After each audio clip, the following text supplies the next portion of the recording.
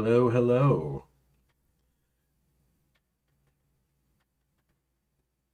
How's it going, everyone?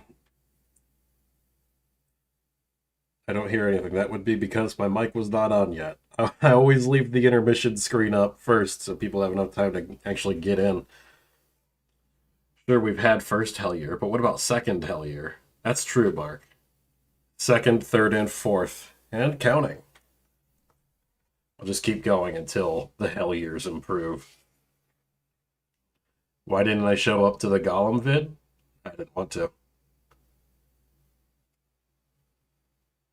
So do EFAP do all their live streams here and then re-upload to the main channel? No, they live stream on Mauler's channel and upload them to the main channel.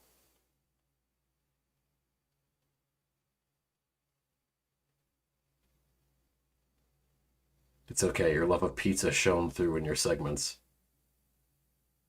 I didn't watch it, so I don't know. I don't remember anything I said or did in those Gollum streams. Aside from, I do remember talking about Drinker's movie at the end of the third one.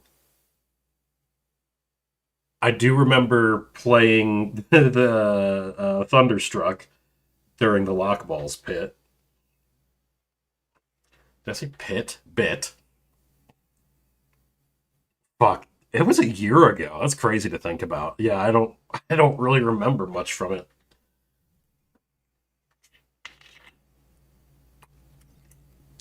Pizza inflation art was included in the video. Pizza inflation. Inflating a pizza?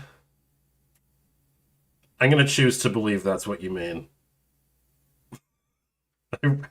I don't want to know what the actual answer is if it's not inflating the pizza. Anyway. Oh, gotta actually do the thing. Firefight. I figured we're gonna chill for a couple hours, play Halo, play Firefight. I don't ever play enough Firefight.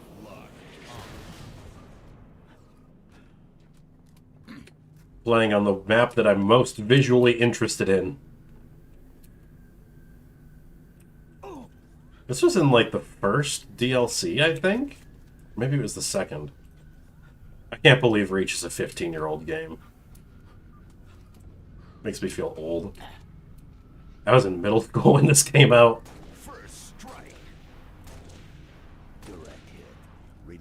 Good news is we're likely getting Red God this year, and this super chat is an excuse to tell the chat what I'm even talking about. Also, Merry Crimbus and whatnot. That's true. My girlfriend and I are going to be doing a reread of all the Red Rising books at the start of the year in prep. I think it is confirmed it's supposed to be coming out sometime around June or July. I don't think there's a specific date given, just like a general time frame. But I am very excited for it. I mean, Pierce Brown is 6 for 6 so far.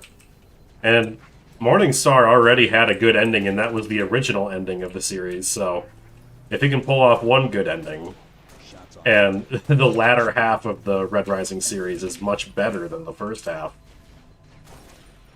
I got a good bit of confidence.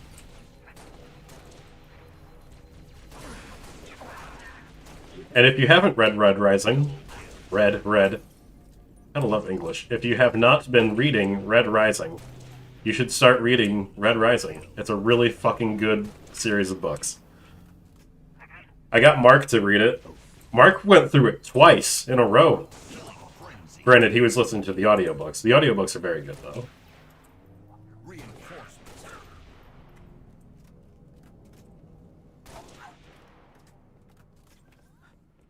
Me and my brother used to stay up all night eating Cheetos playing this mode sometimes. Our dad would even get involved and hop in when we fell asleep. That's awesome.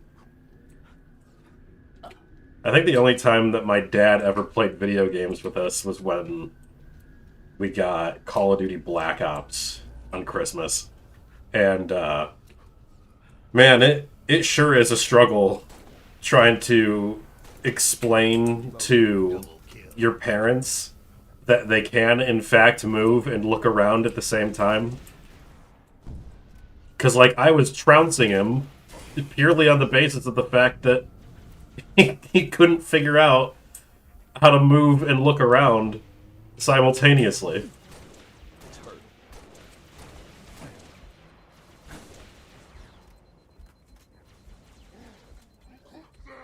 Have a 32 by 9 monitor? Jesus.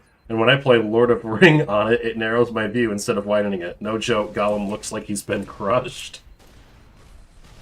No, not Gollum Crush. I'm not gonna finish that thought. Audiobooks allow me to do other productive stuff and keep me sane while I'm driving to and from work. That's true. I have nothing against audiobooks. I love a lot of audiobooks. The only one of the Red Rising books that I did not listen to the audiobook for was, funny enough, the first one. Take a seat. I'm going to actually read them this next time, just so I have like everything really fresh in my mind. But the audiobooks are fantastic. The only downside is that Iron Gold and Dark Age are the only two books in the series that have multiple voice actors because there's multiple POVs, which isn't a bad thing. The bad thing is that most of those voice actors change in Dark Age, and then Lightbringer, being the 6th book, just gets rid of all of them and goes back to the one original narrator anyway. Which I think all versions of them work, although I don't really care for the voice actor for Lysander in Dark Age. And I think the reason they went back to just doing one voice actor, one narrator, is because Pierce Brown was irritated by the whole process of getting people to be narrators and then having only one or two of them actually show up for the next book. Fun fact, one of the characters whose voice actor changes, in Dark Age, she's voiced by the same actress who voiced Ciri in The Witcher 3.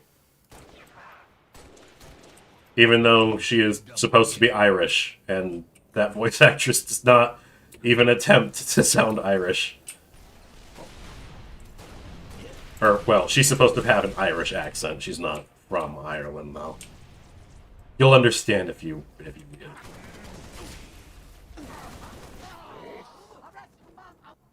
God damn, I'm getting fucking beat the fuck down in this match. How would Scooby-Doo pronounce lock balls? You're probably gonna have to ask Rags that question. I can't do a fucking Scooby-Doo impression, are you kidding me? Double kill. Headshot. I don't think I could do any impression. I'm not good at making voices. What the fuck was that spin kick you did there? Holy shit. Guys, I'm in the spawn area. Let me move. Reinforcements. Double kill.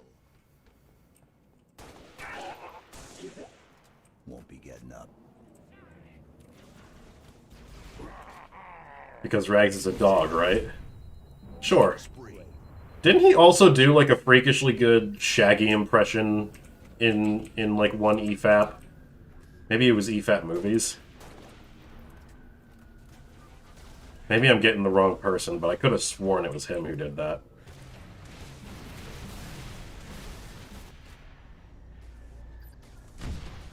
Favorite audiobooks are The First Law. Those are really good ones. There was a point in Best Served Cold where the delivery of one of the lines was so fucking funny. I laughed so hard I had to rewind the audiobook by 30 seconds because I missed everything else he said. It was during that part where it's been some years, so I'm blanking on a lot of the names of things.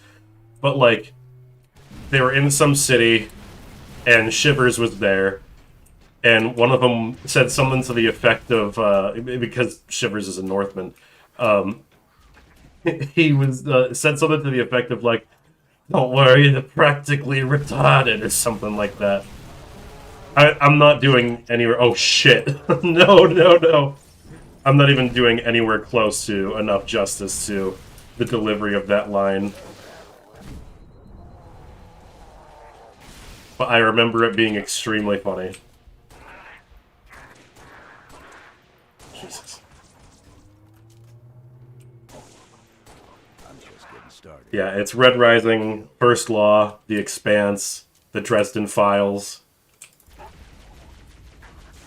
Frenzy. Those are my top favorite audiobooks by far. I really liked the first set, the first like 4 Dark Tower audiobooks. Unfortunately, the original narrator got into like a motorcycle accident, and I don't think he died. He did die later, I think, because of the accident ultimately. But he was so fucked up that he couldn't do the audiobooks at all going forward, and they got a new narrator. And the new narrator's not bad. It's just that, like, he does all the voices completely differently from the first narrator, and Quick and I just didn't like them as much. They're still perfectly fine if that's the way that you're listening to it or going through those books, but yeah, I much preferred the original narrator. running riot. Double kill. Admittedly, a bit disappointed that the Lord of Ring supercut didn't include you having an existential crisis when you thought you were going to edit it. Did I have an existential crisis?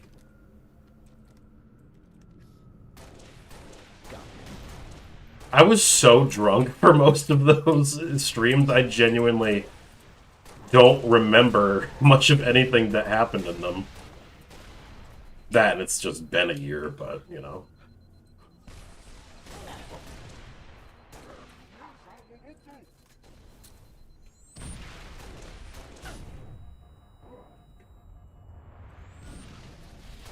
Jesus. I feel like the Covenant are a lot more aggressive on this map than any of the other maps.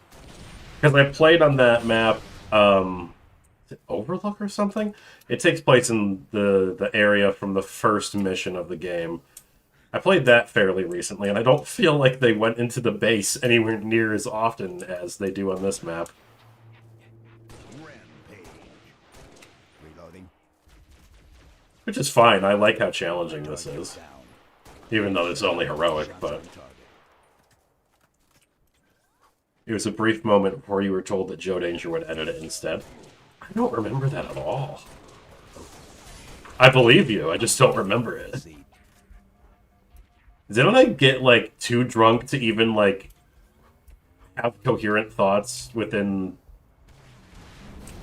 like, in the first hour of the first stream?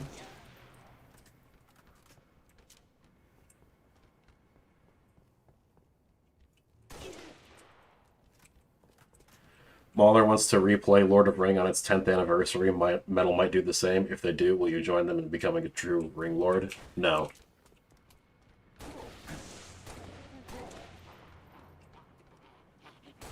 I would need quite a lot of money to even even consider that.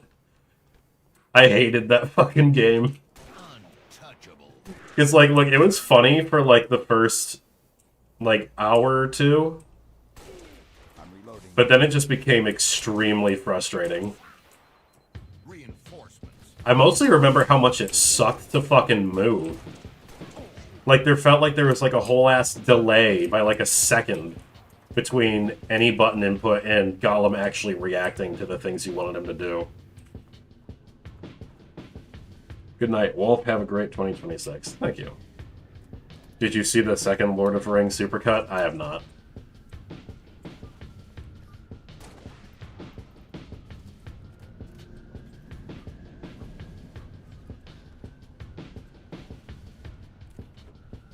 Dark Tower was fun read because I got to Wizard and Glass, was pissed that it was a prequel, then it ended up being the best book in the series. Wizard and Glass is a really, really good one. I want to go through that series again. I'm reloading. I haven't read that since... God, when did I finish those books? I feel like it might have been... When did the movie come out? Was that 2017? No, it couldn't be. Was it? Hold on. The Dark Tower movie. 2017. Okay, so I must have finished the books, because I know I finished the books prior to watching the film. So I must have, like, just finished them before the movie came out.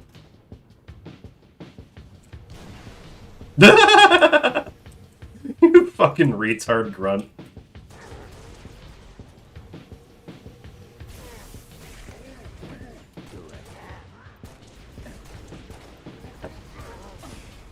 Hey! What the? Oh, shit. Yeah, it's weird for book 4 to be the prequel, but then you read it and it's like, god damn, that was a really fucking good book, though.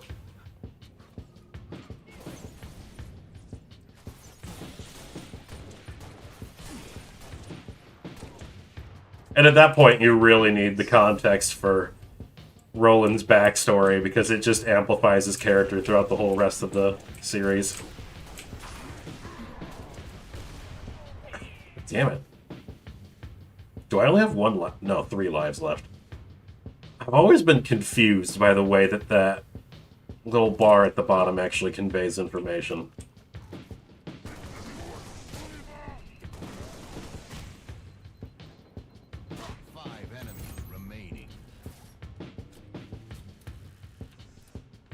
Better Call Saul and Dark Age, Age of Resistance, very good. I am so deeply fucking upset that we will never get a conclusion to that Dark Crystal show.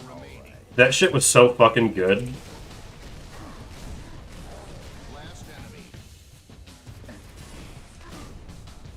I remember...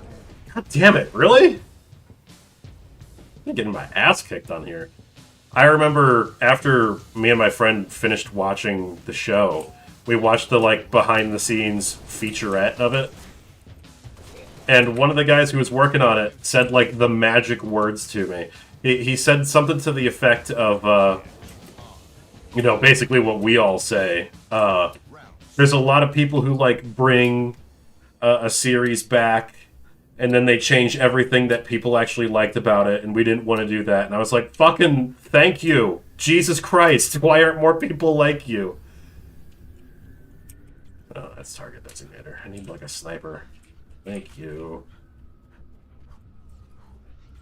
And it was like, you could tell, like, watching that show, like, oh, the people who made this show really, really liked the Dark Crystal movie.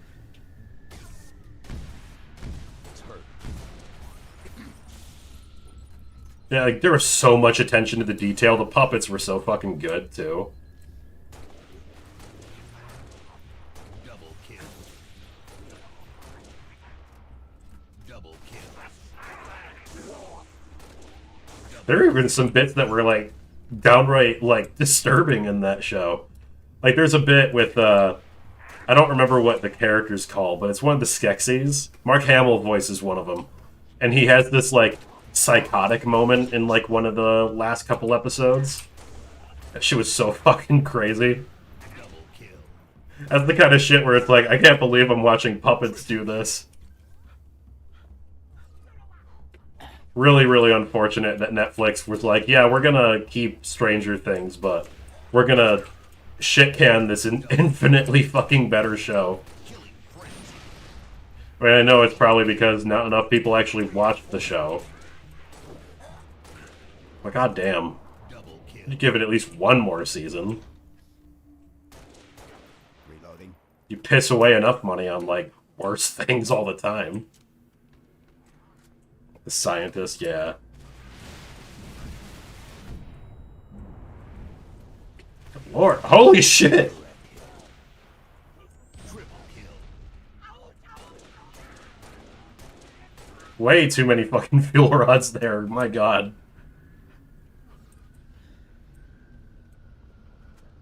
Was the Dark Crystal Tactics game any good? There's a Dark Crystal video game?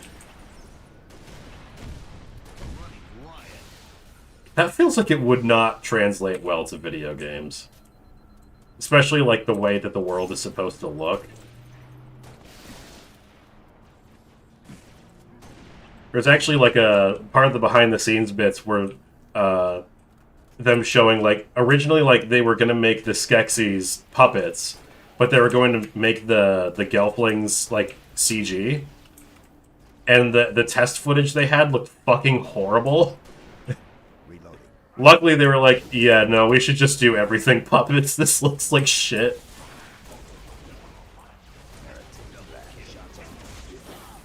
God damn it.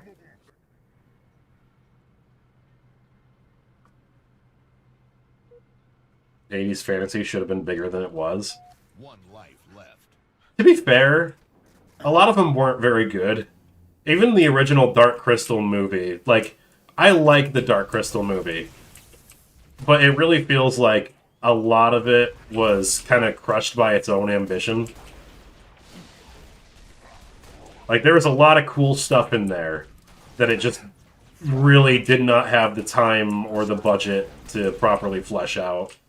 And so what you got is this, like, hyper unoriginal generic plot. Oh, shit. Of course the fucking plasma pistol I get has no more ammo. Why are they all in here? Oh my fucking god. Learn some personal fucking space. Spree. Double kill. Jesus.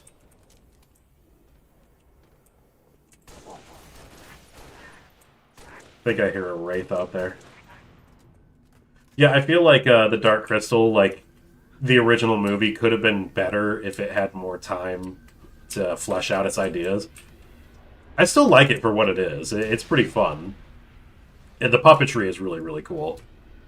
But I feel like the show actually realized a lot of the things that the movie just didn't have the resources to do. And did so telling its own original story. I really like the show. If you like the movie, I think you'd like the show a lot. And then you can be disappointed when you realize, like, oh, they canceled this but kept, like, Stranger Things and, what was that one movie that was Cuties? Ugh.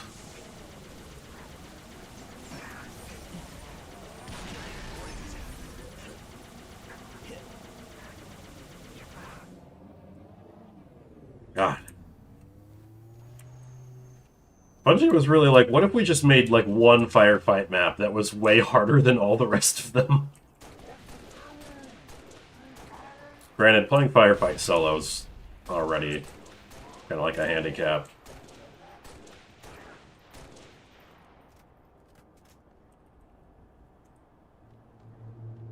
So you're saying I should like Rings of Power? What?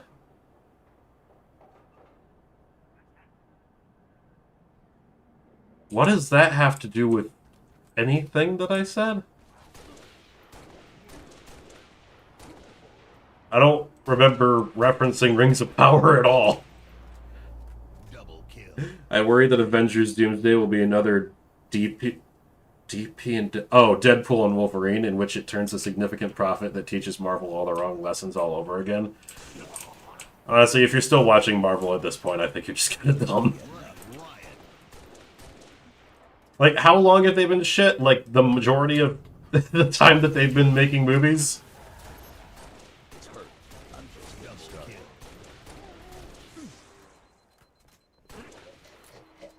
Reinforcements. Yeah, after Endgame, I was like, alright, I'm checked out. I don't need any more of this. I got what I wanted. Not even really what I wanted. Because I've never liked Marvel in the first place. I was mildly entertained, and then I proceeded to forget about almost all of it.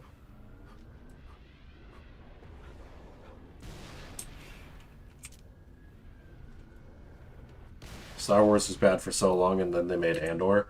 Yeah, but that was like a real fluke. And even then, like, I didn't watch Andor until, like... When did the first season come out? I only watched the first season last year. Rampage. And even then, it's like, alright, well, I guess if Tony Gilroy makes anything in the future, Star Wars related or not, then I'll pay attention to him, because he clearly knows what he's doing. But I'm still very much in the not giving a shit about Star Wars train at this point.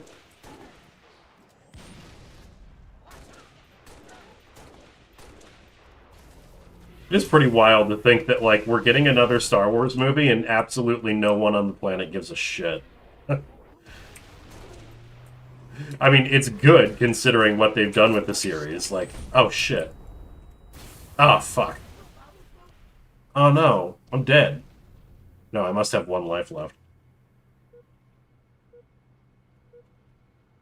But yeah, no, they're Star Wars has like years and years and years of trust it has to rebuild, and that's not gonna happen. So, yeah, I would say like if you still have hope in Star Wars at this point, like you gotta stop.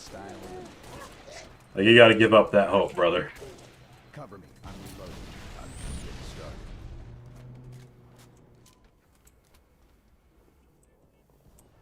Have you read the Dark Crystal graphic novels?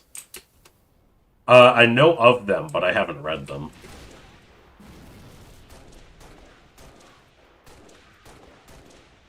I enjoy the movie, and I really like the show, but I can't say I'm, like, a big enough fan to, like, go out of my way for that. Like, if I'm gonna read external source material for anything, we can use Halo as an example. Like, I gotta be extremely fucking invested in it for me to give enough of a shit. And with Halo, I'm extremely fucking invested, so I will. Or at least I'll read some of them. A lot of those books aren't very good.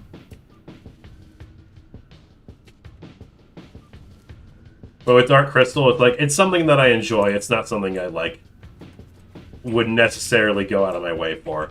Unless they made Age of Resistance Season 2. I would go out of my way to watch that, just to support, like, the level of quality and work that they do. Oh, that's cool. I missed every single fucking fuel.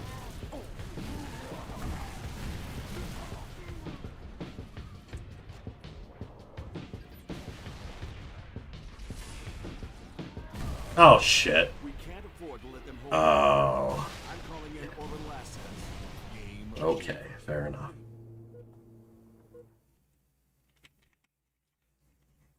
I read every book up to Thursday War and then tapped out. The Karen Travis books, to be fair, Mark, are insanely awful. I hate Karen Travis. I think she's a really, really shit writer. You know, I don't think I've ever played Firefight on this map. I basically hate everything she's ever made. Karen Travis is on the record for saying, I shit you not, literally saying that the Jedi deserved Order 66. Firefight. Yeah, she's a piece of work, that one. Costs. The Jedi deserved Order 66, but not her Jedi. Her Jedi are the good ones, but the other ones all deserved it. She always, like, includes her own personal opinions about characters in there, which is, like, if you've read the Halo books that she did, she, like, has a really personal gripe against Dr. Halsey. To be fair, Dr. Halsey's not a great person. But, like, she only sees things in, like, the absolute most black and white terms imaginable. Dr. Halsey is willing to do horrible things, but she's not a completely horrible, irredeemable person. Get clear. But if all you ever saw of her was what Karen Travis wrote, Scratch one cover. you'd get a very different impression of who the character is.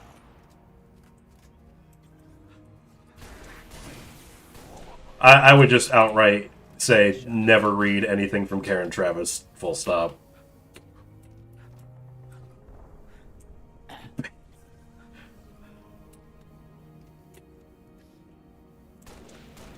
Killing spree. I'm Just getting started.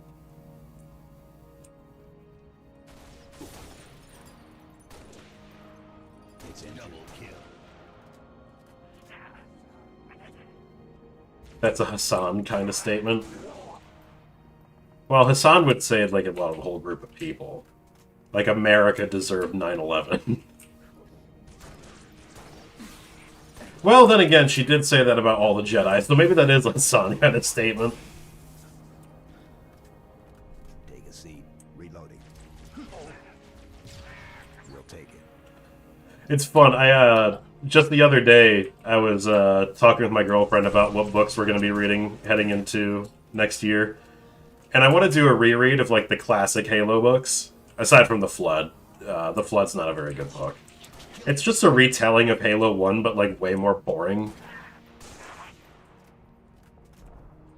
And I was telling her about that, and she was like, oh, I didn't know there were Halo books. And I had, like, a bit of a moment where I was like, oh, God. Because, like, how do you even begin that conversation?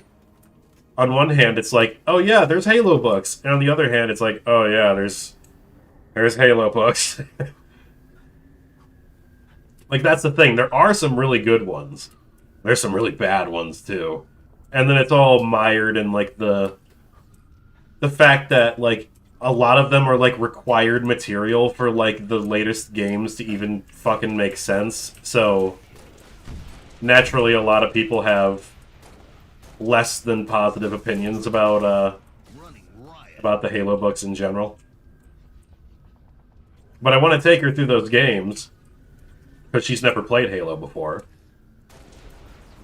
And she was like, oh, I might want to read some of them sometime. And I was like, well, you could read The Fall of Reach, because it takes place right before Halo 1. And she has a Kindle, so I just gifted her the book. And she's like, all right, adding it to the list. And I was like, can't believe I scored a girlfriend who's like, yeah, I'll play Halo with you, and I'll fucking read the books. Or at least some of them. I'll make sure to steer her clear of the shitty ones. Double kill. Nyland books are the best. They are pretty good. Didn't he do half of the original books? Because Joe Staten wrote Contact Harvest. I'm blanking on who wrote the Cole Protocol. And then, I don't think he wrote The Flood. Rampage.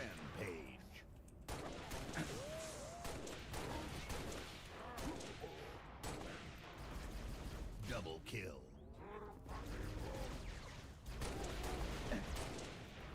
What am I stuck on? What the fuck is going on?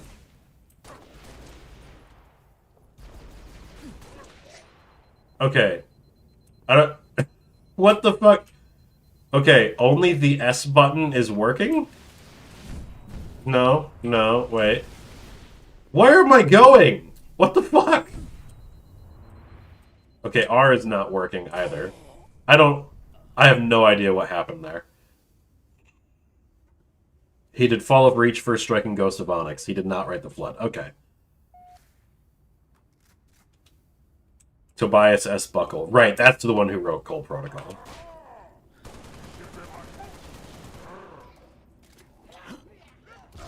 It's hurt.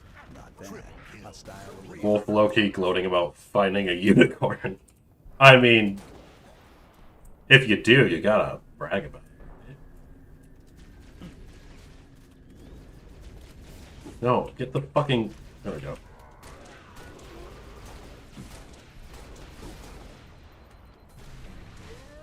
What? What the fuck kind of roll was that? Holy shit. Did you kick your controller? I'm not using a controller. My controller's up there. I say up there as though you have any idea what my office looks like. My controller is sitting in a shelf above me, turned off. Killing spree. I think I must have hit like some weird invisible wall or something and got stuck in it. Oh shit! Oh fuck! I wasn't expecting to see them there.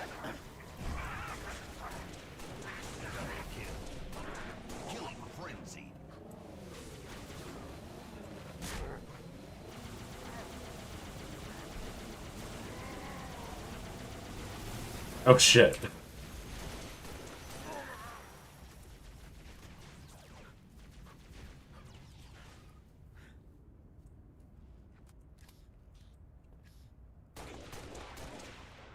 Reinforcements. If you find a unicorn, you must brag. Them's the rules. Indeed. Hey, Wolf, I'm glad you found a girlfriend that will do that with you. I'm in the same boat. Cool. Glad to hear it. Oh shit, there's a... Right, I can use the target locator on the hunters. Especially now that they're outside.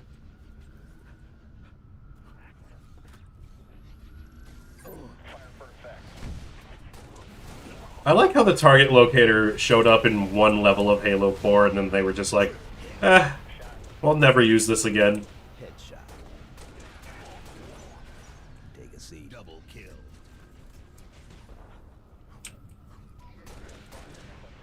Stand by. Affirmative. We can go on the shoot. Over.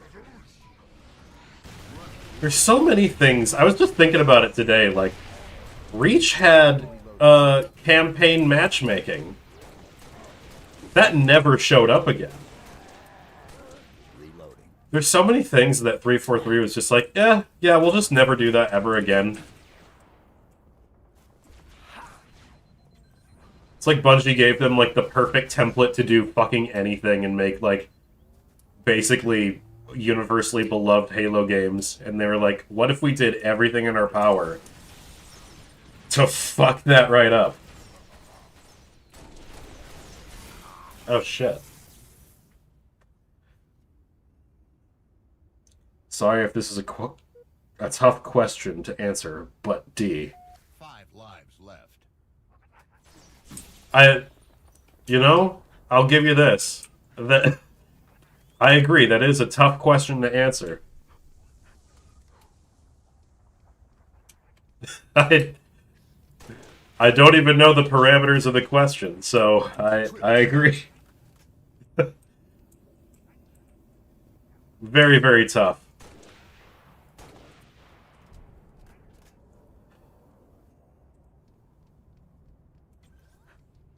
Uh-oh. Shots on target. Double kill. I've actually been doing a replay of all the Halo games in chronological order. It was the first time I played Halo Wars in... I don't even know how long. Cover. I'm reloading. Probably since before the Xbox One came out. Direct hit.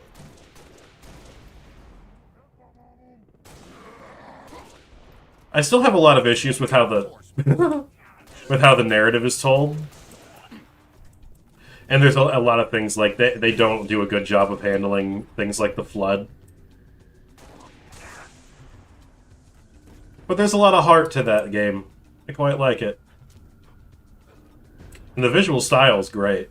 Halo 1, obviously, fucking awesome. Halo 2, awesome. Halo 3 ODST.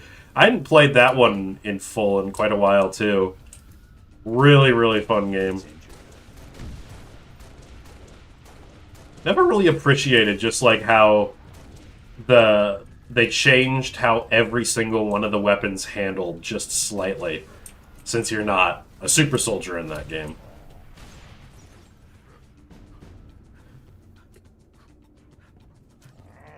And then, I played Halo 3 yesterday. It was the first time I had done, like, a full playthrough of Halo 3 in a really long time. And it's just nice to go back and realize, oh, right, yeah, I forgot that was literally the best game ever made.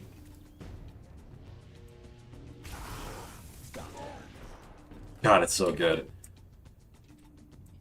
And then because it's technically chronologically before Halo 4, I played Halo Spartan Assault. I imagine most of the people in this chat have not played that game. There's a good amount of people who probably don't even know what that game is. It's that mobile game that came out, 5 enemies remaining. I think, like, right after Halo 4. It's on PC, and it's on Xbox. But it was originally marketed as just a mobile game. It's like a top-down twin stick shooter. I don't play a lot of twin stick shooters, so I don't know how it stacks up against others. Considering what era of games it came from, I'm inclined to believe it probably isn't as good as most other twin sticks. I mostly just thought it was really boring.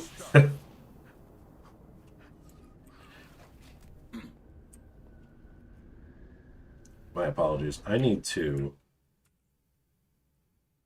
blow my nose real quick. I will be right back.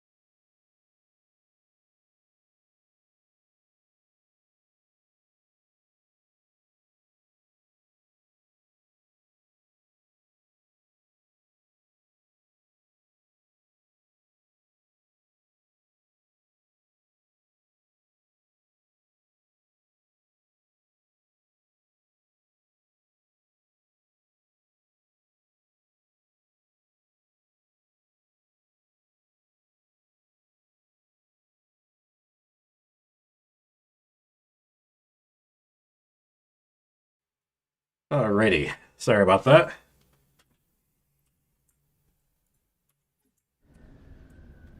I've had a cold that's been going on for like 2 weeks now. The first few days were the worst because I was throwing up for a good chunk of them. But I've been consistently pretty congested like every day for, like I said, almost 2 weeks. Fucking terrible. You ever have that feeling where like it feels like there's a fucking brick in like the back of your nose, like that you're so congested, it's just like you feel like a cinder block of pressure in the back of there. And then the instant you stand up, it feels better. I don't know what that is. I don't know why it feels better when I stand up. I mean, I still got it out, but you know. Strange. I need a scientist to explain this phenomenon to me. Just like I need a scientist to explain why I get, like, the mother of all fucking Charlie horses in the middle of the night. It happened last night. I think it's the worst I've ever had in my life. Like, I woke up at 3 a.m. and I was like, oh, that's fine. And then, like, I just kind of felt it coming on, and then suddenly it was there. And it lasted fucking forever. Which is probably not realistically all that long. Double kill. But it just... It must have gone on for at least like a minute and a half, 2 minutes. Which isn't that long, really, but... Man, it sure does feel really long when it just feels like your leg is, like, about to explode for that entire time. Just like happens at random. It was so bad that I've been like limping around the house most of the day. Reinforcements. Untouchable. I mean, it doesn't feel like as bad now, but yeah, it was bad last night. Bro, there's a Halo arcade cabinet that's set during Halo 1 where you play as a group of ODSTs. The story ends with them dying in the ring explosion. I feel like I've heard of that. I never played it because I have no reason to go to arcades, really. Oh shit, I'm sorry. I think I missed a... inner ear infection? I don't think so. Spine problem? I fucking hope not. I'm sorry, I think I missed a super chat. Sorry if this question is tough to answer, but do you miss any former EFAP guests, and or are there any you're happy are no longer there? Do I miss any?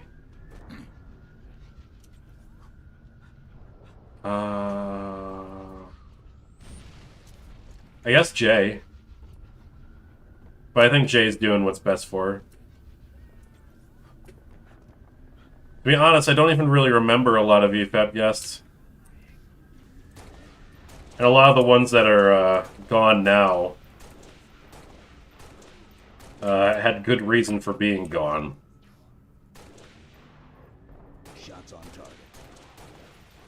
I'm glad Smud Boy isn't around. Glad, oh, God. I just had his name in the back of my head. Take a seat. Double kill. Oh, Doomer. I'm just getting started. Yeah, I'm glad he's gone, too. You know, it's funny, like, before that, that stream where he crashed out over, like, fucking nothing at all, Fringy was telling me, he was swearing up and down about how smart he was. I feel like I must have had the superpower to notice that Doomer was actually always an idiot. I don't know. I listened to him speak before the huge crash out, and he always kind of struck me as, like, a retard that, like, people thought was smarter than he was because he just, like, regurgitated for them exactly what they thought about Vosh already. But then, like, literally everything else he said was, like, the stupidest shit you've ever fucking heard. Glad Chase Face isn't around anymore. Fuck that guy. I sure wish that when I said not around anymore, it meant something a little bit more permanent than just being on the internet, but, you know, that's what that is. Anyone else I either don't remember off the top of my head? That's the thing. I don't even really know who's guesting anymore these days. There's like 6 or 7 guests that I genuinely can't tell apart, so I have no idea. I know you missed John. Is he not on the show anymore? I mean, I know he hasn't been on in a while, but Triple kill. I don't feel like it was that long ago that he was a guest. And I guess I expected... The way I interpreted the question was, like, people who, like, no longer come on the show at all. I don't know, unless there's been some fallout between him and EFAP that I'm not aware of.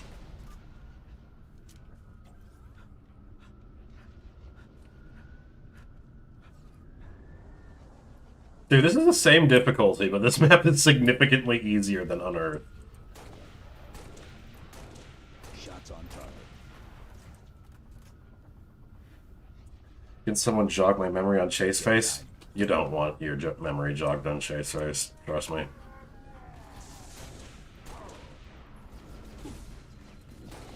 Oh shit.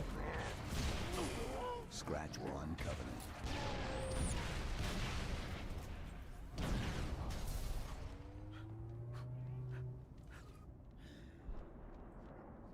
John had a surgery? Oh, I didn't know that.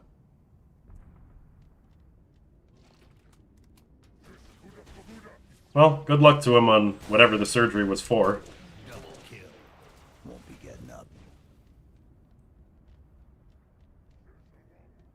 Mix things up a little.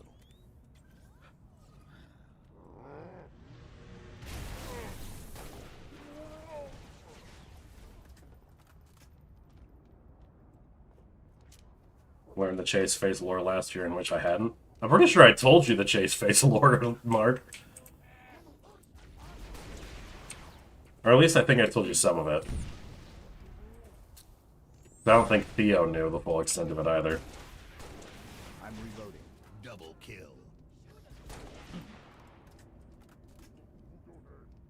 I hope Keemstar never comes on EFAP again. He was waving his dick around at everyone. Yeah, I don't agree with having allowed him a chance on the show. Full stop. I mean, it's not my show, so I can't. It's whatever they want to do, but were it my decision, I just like straight up because like I'm gonna be honest with you. I don't believe for one fucking second that he didn't know. Because like when he came on, they were talking about how there was that clip of Boogie on the Lol Cow podcast where Boogie outright admitted to not having polycythemia vera. Reloading. I don't believe for one fucking second that Keemstar didn't know about that. I can say with like 99.9% certainty that the whole drama was manufactured entirely by Keemstar because of that that whole thing. I fucking guarantee it. The dude's like the pathological liar. There's like not a single sincere bone in his body. Like, if there was like someone who had like the opposite of morals, it would be him. And yeah, I don't fucking believe for a moment that he wasn't full ass well aware.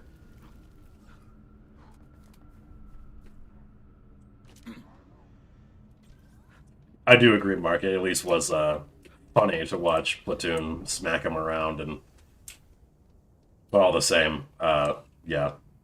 I don't believe that Keemstar really deserves a voice. That dude's a fucking really bad guy. There's been plenty of videos already about him.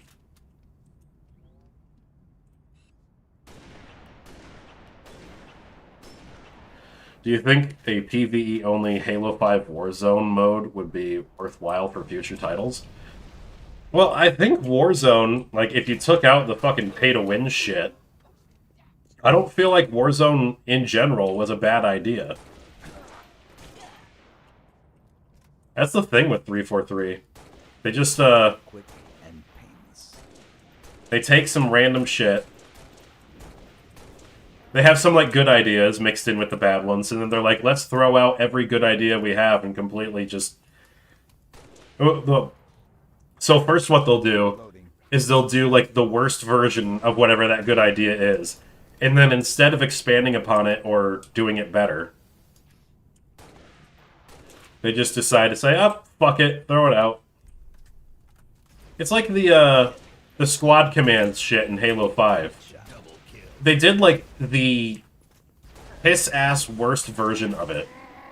Like, I don't know if there's any squad-based shooter in existence as weak as Halo 5.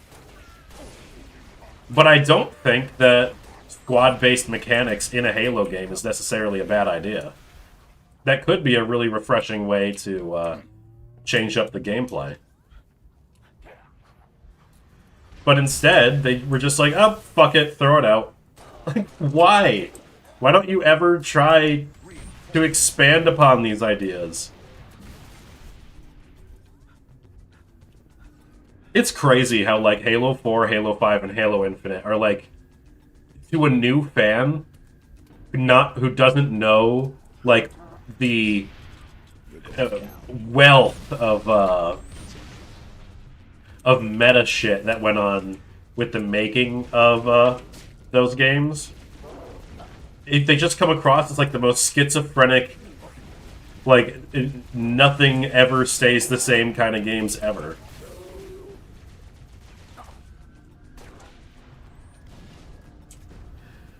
Like going from Halo 5's movement system and abilities to having literally none of it in Halo Infinite's fucking crazy.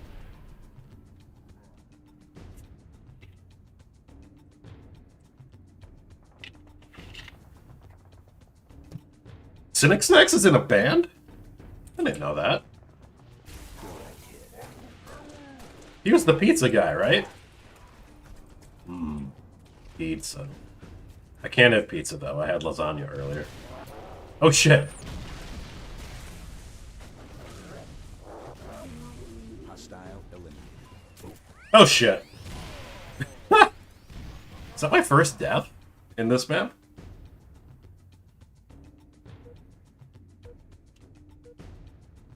Five lives left. Shots on.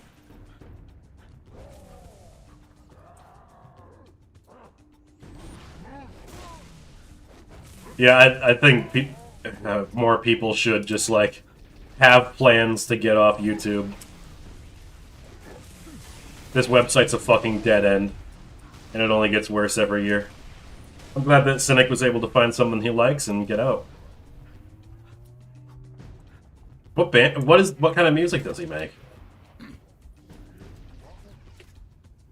It's hurt. 5 enemies remaining. I still find it hilarious that Morbius had a sequel greenlit just a month after. Obviously not anymore, but still hilarious that it happened. And you're telling me that they canceled it? That actually makes me kind of sad. I would have loved to see a Morbius sequel.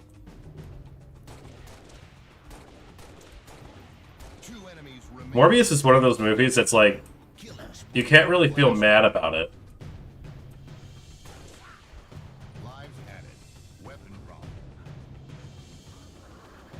It's just like, it's a level of bad that's like kind of impressive.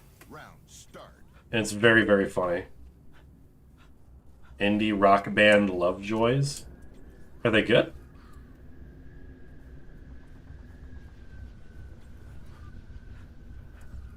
I don't feel like I remember the last time that I heard of any real rock bands coming out. There's plenty of new metal stuff, but I feel like rock has just been like a dead genre for a while.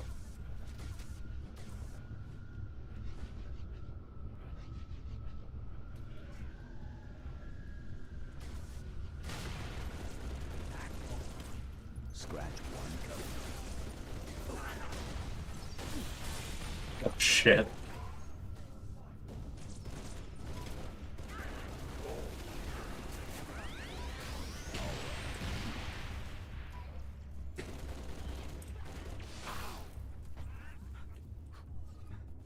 Oh god, no. This is the one where I have to melee enemies to get my shields back.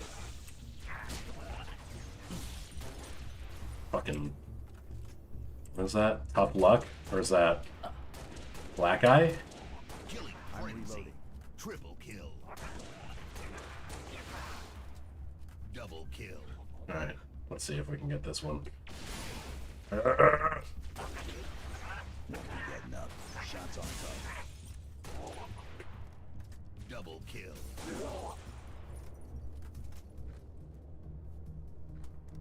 Black Eye, okay. Voxus is back? I didn't know he left. Never really watched his channel, so I don't know.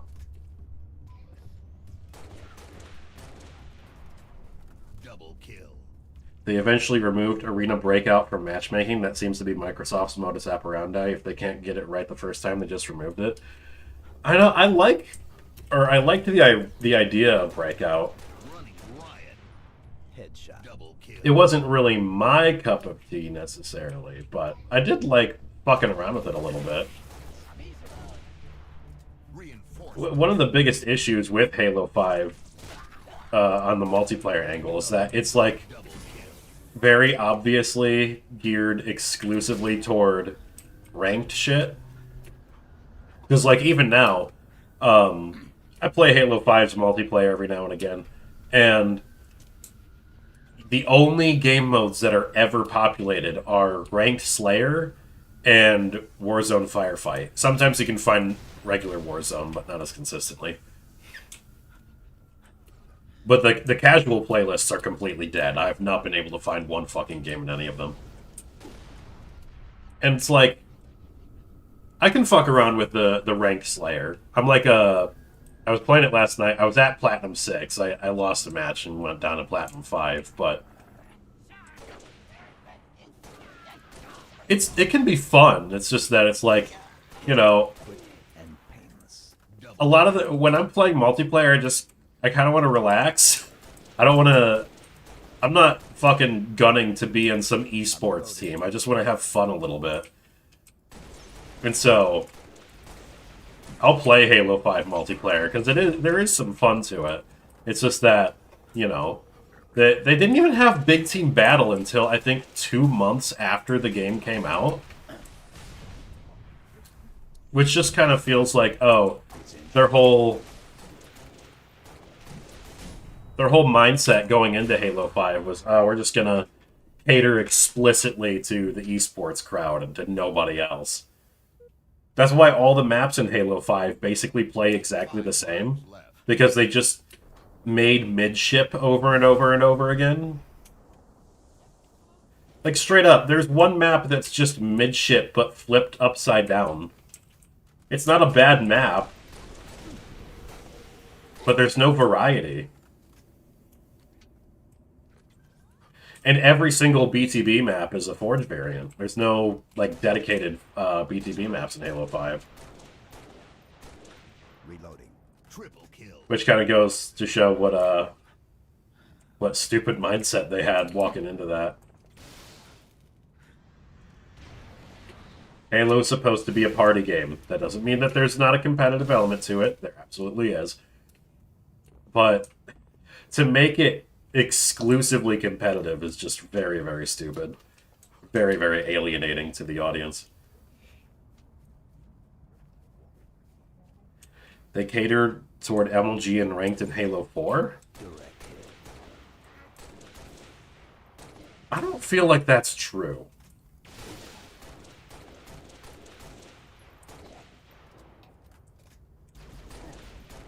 Not to the level that it was in Halo 5, at least.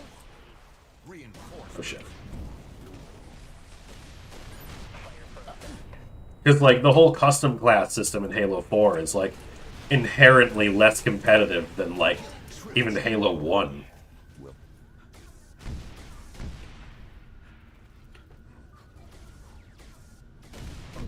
And didn't they not have a ranking system in Halo 4? Or at least not at launch. Because I remember that being one of the big criticisms of the game at launch. Whereas Halo 5 was just like, this is going to be the MLG game, and then, like, it died because it didn't have a lot of content. And it never really got a lot of content. It didn't come up with Warzone Firefight until, like, 2 years later, I think. And Warzone Firefight is not nearly as fun as actual Firefight. I'm just getting started. And that's like the thing. Every single time that 343 tries to add some different mode to replace Firefight, it's never fulfilling what people actually liked about Firefight. The whole, like, surviving a bunch of rounds thing. That's what a Horde mode is. Halo 4 was like, oh, we're going to replace it with Spartan Ops, and it's like the most boring fucking shit you've ever played. Halo 5 was like, okay, we're going to make a Warzone variant. That's technically a Horde mode, but there's always an objective, and at the end, you always can win. And it's like, okay, well, the objective of this being just, like, go as long as you can, that's, like, what I actually want from a Horde mode. Oh, shit. And then I don't know what Halo Infinite's version of Firefight is, because I can never get it to fucking work. Halo Infinite has, like, possibly the worst UI I've ever had to deal with.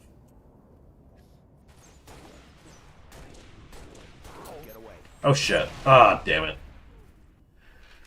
I remember when 343 made community group of MLG pros before Halo 4 came out and then proceeded to fucking ignore and disband them right before Infinite. Before Halo 4 came out? It's like, what I remember is that after Halo 4, they got a whole bunch of old MLG players together to be consultants on the multiplayer for Halo 5. And I remember one of the things that they kept saying was like, the MLG players would be like, hey, this map is really good, you should keep it exactly the way that it is. And then 343 would say, no, we need to change something about it. And they'd be like, no, you don't. You can keep it exactly the same as it is. It's already fine. But 343 had this weird idea that for some reason something needed to change when it didn't need to. I mean, that's why... You remember that map Adrift in Halo 4? It started off making a lot more sense than it currently does. Because originally it was... because it's a very small map with very tight corridors everywhere, you had 2 shotguns on the edges of the map, and then a sword in the middle. For some inexplicable fucking reason, they changed it to 2 snipers and an overshield in the middle. I don't fucking know why. There was a BTB map called Vortex, and when it first came out, it was fine. I think there was like a Banshee and a Wraith. And now it's like 2 Wraiths, 2 Mantises, and 2 Banshees, and the map is like unplayably awful. Not that you can really find BTB matches in MCC much anymore anyway, but I remember the last time I tried to play it, it was just fucking garbage. And it's like, why did you feel the need to change it? It was perfectly fine the way that it is. And then Halo Infinite, well, Halo 5 and Infinite did this, where, like, they keep feeling the need to just change things over and over. And Infinite decided, okay, every single fucking game mode is going to have, like, a different variant of the same map, where it has completely different weapon sets everywhere, and nothing is consistent, nothing makes sense. I don't understand.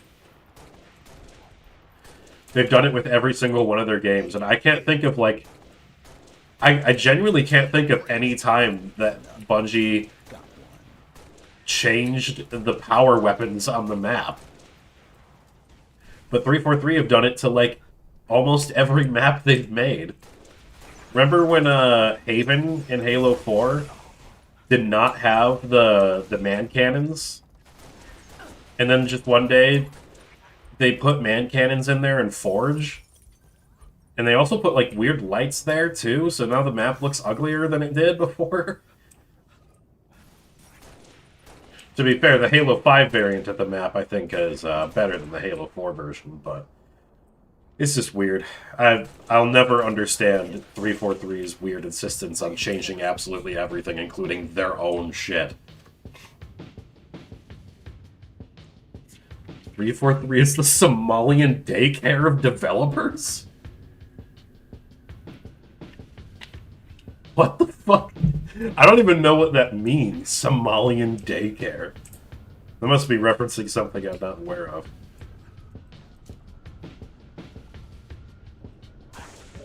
Tango down. Not to mention how broken the customs browser still is. The amount of times they had infinite loads was crazy. Forge is the biggest it's ever been, and yet customs is a ghost town. Well, yeah, I mean, they didn't even bring Forge into the game until, what, like 2 years later? After the game had already died? It's crazy to think that Halo 4 is the last time that we had a Halo game complete at launch. It's even crazier to think that Halo 5 was a better game than Halo Infinite.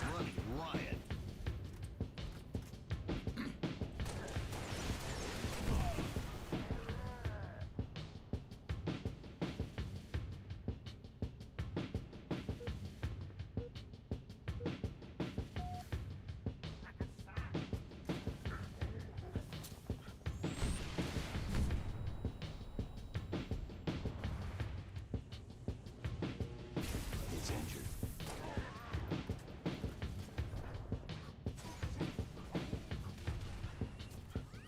Oh shit. What's going on? Oh.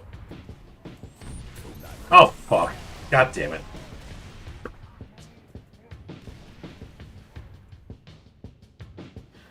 Do you run this channel alone or with others? Just alone. Oh, what's going on? Oh shit. My fingers were on the wrong fucking keys.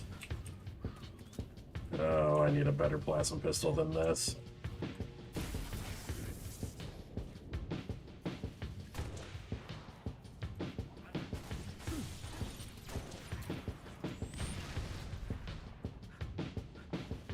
Stalker's teasing a new DLC.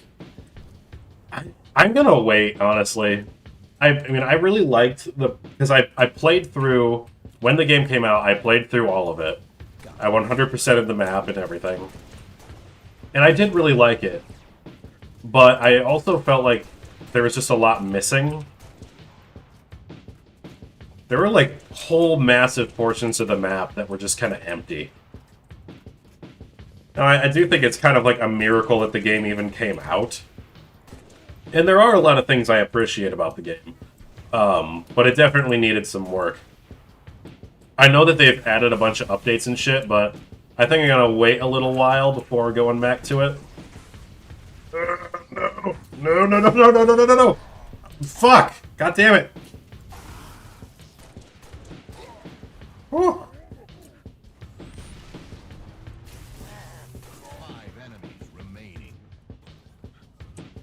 Oh shit! I'm reloading.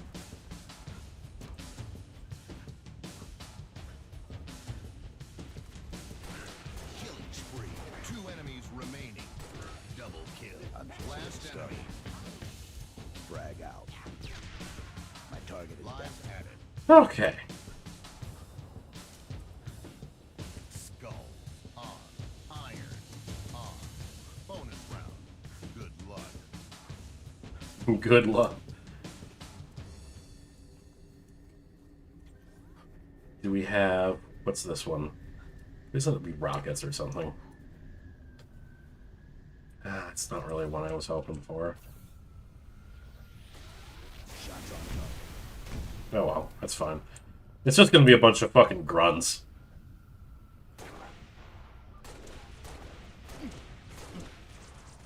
Oh shit. Where did you all fucking come from? Oh, no, no, no, no, no. Double kill. That's a hit.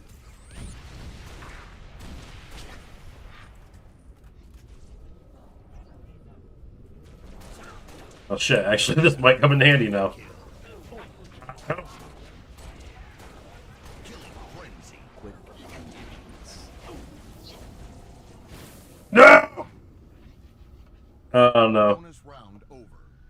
Okay, that's fine. Lives added. Weapon drop.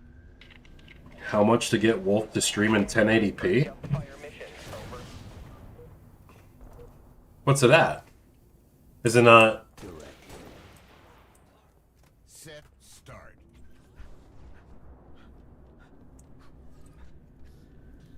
Should be at 1080. I'm 720. Really? Hold on.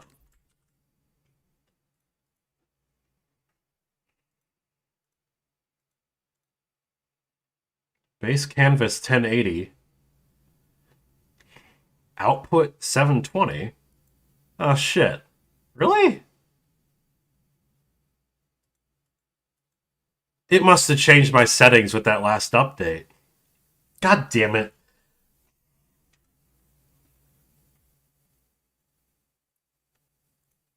Every time I fucking update this thing, it changes something.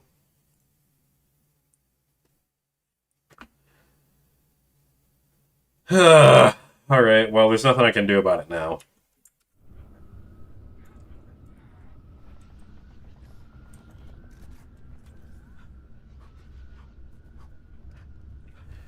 Chat, he's such a professional streamer. I'm glad I'm not a professional streamer. If I was, I'd be... I don't even want to think about what a fucking disaster I'd be if I was professionally streaming. I don't feel like I've ever seen a single professional streamer that was like Heretic that. even faintly well adjusted. Double kill.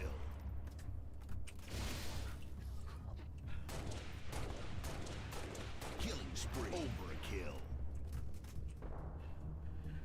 Halo 3 ODST had amazing menu music. If you listen long enough, you could hear arranged sections to tracks I don't think you could be heard elsewhere.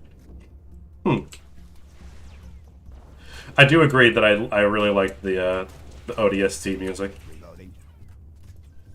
I don't feel like I've ever stuck around in the menu long enough to hear anything funky with the tracks, though.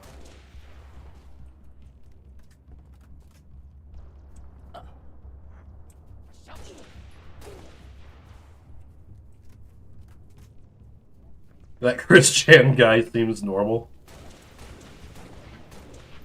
Has there been any update on his weird, like, girlfriend who looks like a 8-year-old? Quick and painless. Double kill. I remember back in, like, May or June or whatever, people informed me that he might have knocked her up, but that it probably wasn't true. I haven't heard anything about it since then. I just really don't want there to be a world in which Chris Chan has a child. Why is his name Chris Chan? I know his name is Chris Chandler, but how did that become his nickname? Shots on target. You know, I feel like that might have been explained in the Geno documentary somewhere, but I think it really was just that. It's just shorthand for Christian Weston Chandler. I don't know. I watched the whole documentary, but the problem is that it's fucking 80 hours long. Killing frenzy. And a lot of it just kind of like goes ahead in a blur. You just remember the highlights, like the unclit. Ugh. You hear about that, and then you can never unhear about that.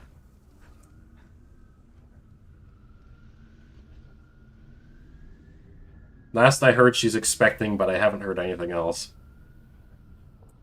Oh. Well, last I heard, it wasn't true. Kill atrocity. And I'm just gonna... Until a child is born, I'm going to hope and pray to the God I don't fucking think is real that Chris Chan doesn't have a kid. I'm just getting Double started. kill. Because there is no fucking way a kid born to Chris Chan Getting up. doesn't turn out to be like the fucking Antichrist or something. Running riot. Like fucking Hitler 2. Yeah, I guess it's gotta be Hitler 2 because Peter Thiel's already claiming the fucking Antichrist bit.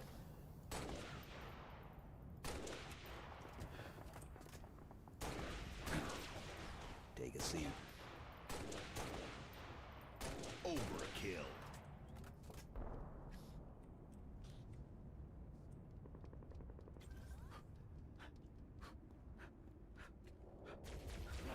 It'd be hilarious if the kid was a 5-star football recruit.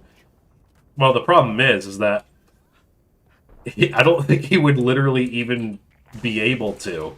Simply by the fact that, like, don't you have to pay to put your kid through sports? Chris Chan can barely afford to pay for basic necessities. He's not going to be able to pay to put his kid through sports.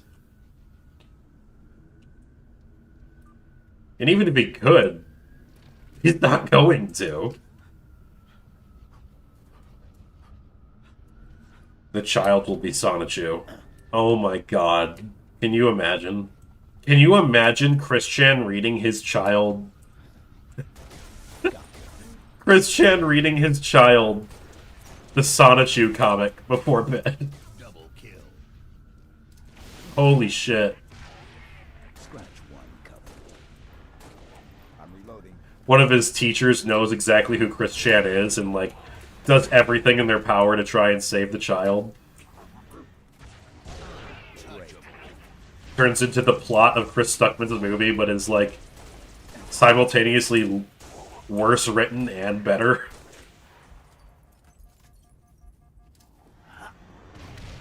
Too easy. What if he names his child Sonichu? You know, I honestly don't think he'd do that, and the only reason I don't think he'd do it is because Chris Chan's ego is too large. Quick and painless. It's not because Sonichu would be an insanely retarded name to name your child, but because I think that Chris would be like, no, Sonichu is my intellectual property. I could never name my child Sonichu because they're not worthy.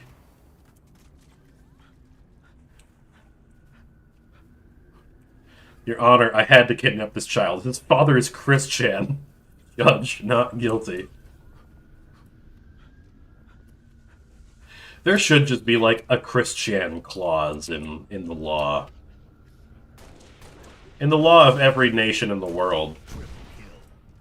If it applies to Chris Chan, then it must have a different set of laws for it.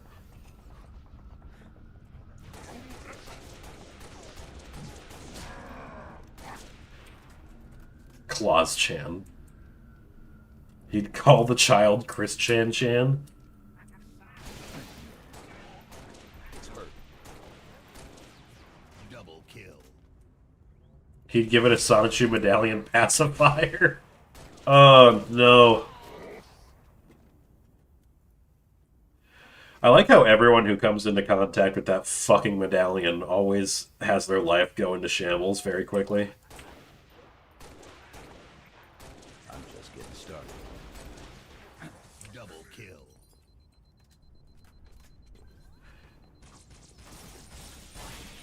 Got one.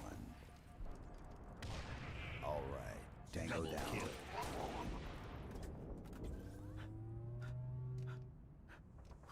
It's kind of like the, what's that fucking doll? The Annabelle doll. Everyone always thinks like, oh, the Annabelle doll, if you come into contact with it, it's going to ruin your life. And it's like, I feel like the Sonichu medallion actually has that power. There's way more evidence for it.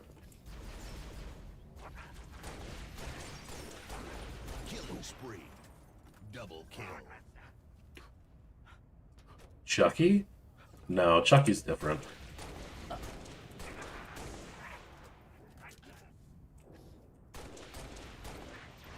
Reloading. You're thinking of Robert? Who's Robert?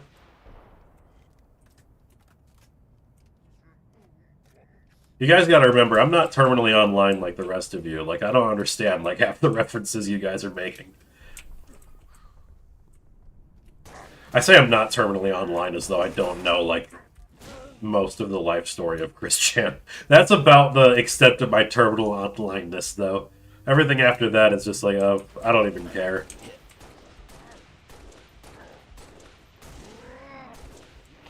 Take a seat. I've started to ask myself the question of, will knowing this make my life any better? And if the answer is no, then I just avoid it. Reinforcements. It's like the whole thing with whatever is going on with YMS at this point. Oh, god damn it, hold on.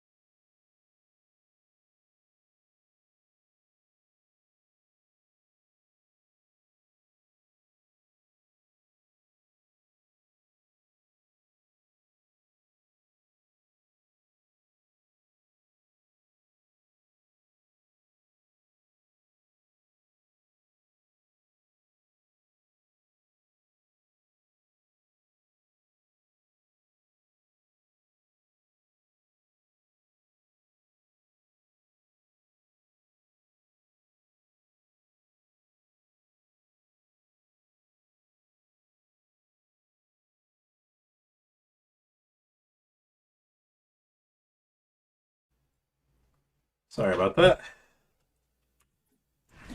Fucking nose again. Or I was like, oh right, it's the same thing with YMS.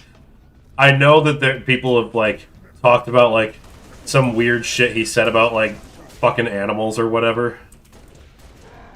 People have asked me about it, like, oh, what's your take on this? I mean, my take, obviously, is, like, if he's harming animals, then obviously that's disgusting and awful, and people should be locked, my apologies, deep underground if they're doing that. But I haven't looked into it because I asked myself the question of, is this really gonna, like, make my life better to know whatever YMS said about fucking animals? And the answer to that question was no. I feel like my life is gonna be made worse if I actually look that up. So it's like, you know what, I'm just gonna stick to reality. Reality is less cringe. What's your opinion on the lack of Halo clone/fan games? There was hype for some projects a couple years ago, but they're still not out. Clone games? You mean like those games that came out a long time ago that were trying to be like Halo killers. I guess I never really played many of those. As the fan games, I really only remember Project Contingency, which I feel like I haven't heard anything about in like... Fuck, how long has it even been since Project Contingency was started? Hold on, I'm not gonna look. Is Project Contingency out? I've never heard anything after that. Project Contingency.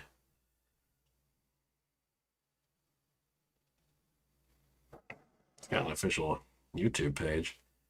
Last update was 3 years ago. When was that trailer released, though? There's like one... I remember there being like a Crytek trailer released. 12 years ago? Holy shit. And I guess it just never came out? Oh, well.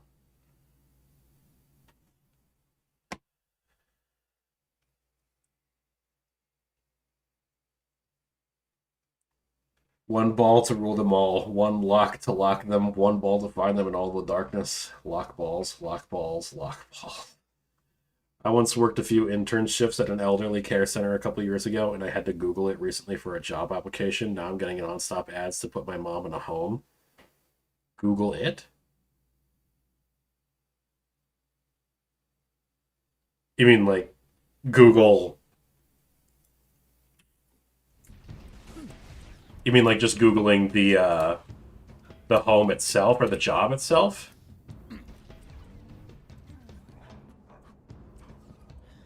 I had so many fucking scam emails over the past like week. Headshot. They're all just like, "Hey, would you like to pull out a $4,000 loan?" And it's like, "No." Why the fuck would I want to do that? Hey, would you like to get yourself in debt before 2026? Brother, I'm already in debt. One life left. I don't need any more of that shit. Shot. Ah, fuck me.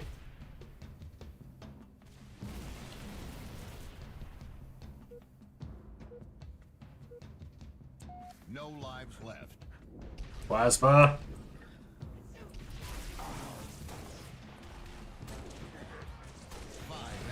Remaining. Oh shit. I could see him on my radar.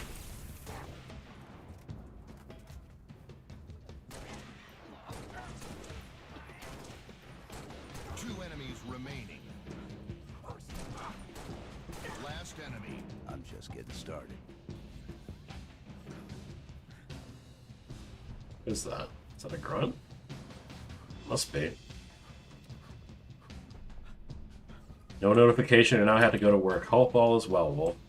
It is, mostly. Hostile eliminated. Lives added. Weapon drop. One life left. Oh, jeez. On. I like this map. Round start. Like how it looks. This is that part in the package.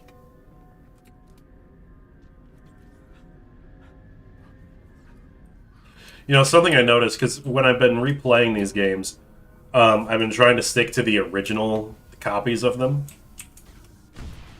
I can't play the original Xbox copies of Halo 1 and 2, because I don't have an Xbox original or an Xbox 360. So I've made do with the PC versions.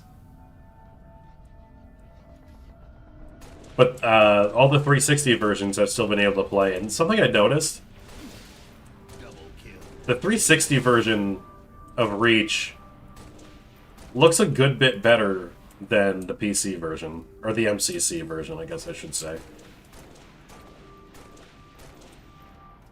Triple kill. Like, the colors are a lot more vibrant, darker colors are a lot darker.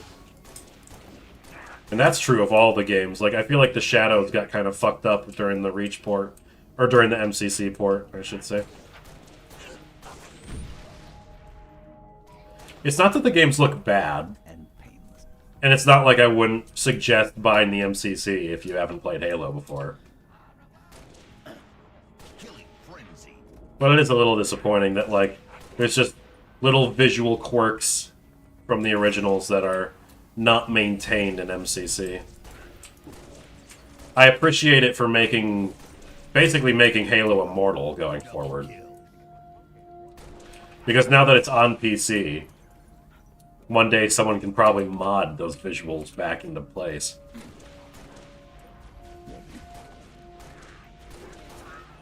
And even if they can't, at least these games will always be playable. All the same, you know. Would have been nice if it was the perfect version you'd prefer.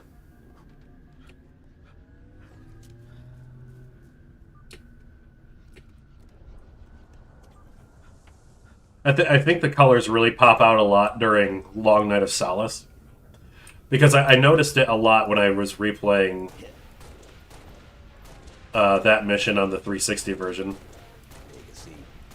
When you're going on the walking through the hallways and going toward the bridge, the shadows are a lot darker, and the colors pop out much, much more.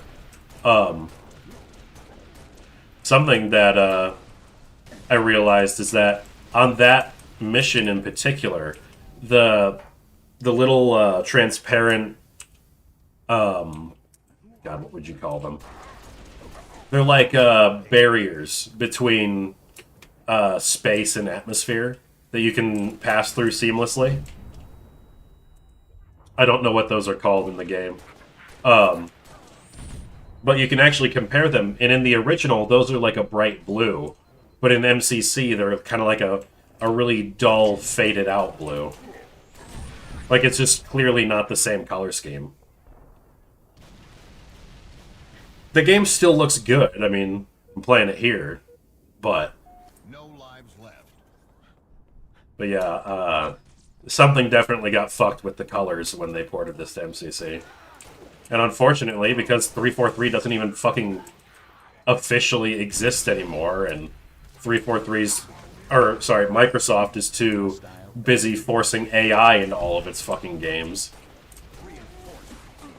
Trying to force more live service bullshit and everything. We're basically never going to get a team that actually updates MCC and tries to fix the problems with it. So we're stuck with a functional, good-looking collection of games that's just, you know, it's just missing some things. Halo 4 actually looks significantly worse on MCC than it does on Xbox 360. And a part of it is that they removed a bunch of the bloom effects. Some people prefer that, but the problem is that simply removing the bloom doesn't fix the problem. Because the bloom was really overexposed in Halo 4, but when you take out the bloom, it just means that there's a whole bunch of lights that now no longer cast any light.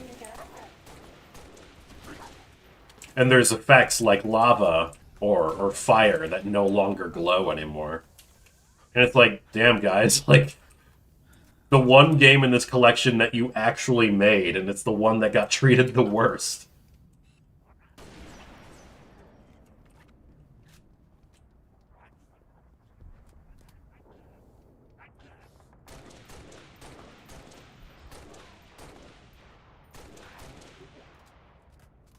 One-way barriers, that's what it is, yeah. End of the line. Well, this one isn't a one-way barrier. I'm talking about the two-way barriers. More land and soil. Oh, no, that was it. God help us. Game over. Oh, it lasted almost an hour on that one.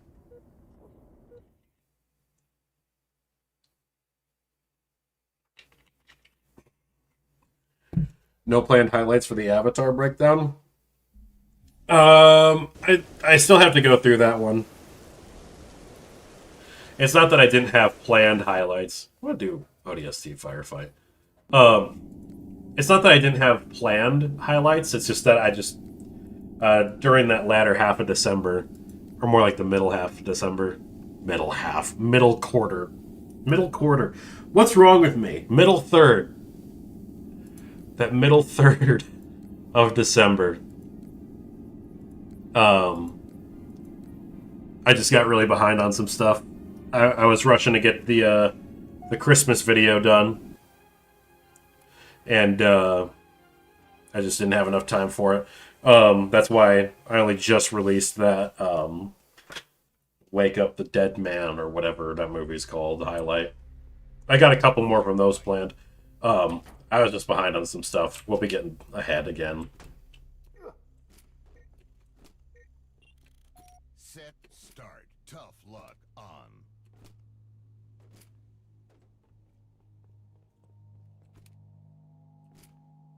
Crytek would have been good to take over Halo after 3. Crysis was good fun. I don't think I'd want Crytek to take... I mean, I guess if it was between 343 and Crytek, I'd choose Crytek, but I don't know if I would really want Crytek. Because, like, the thing is... Crytek had its own issues, too, with telling stories. Which isn't to say that there hasn't been good shit. Like, I really like the character story between, like, basically everything between Prophet and Psycho in Crysis 3 is gold. But the plot is total garbage. None of the games really seem to play into each other very well. Killing spree.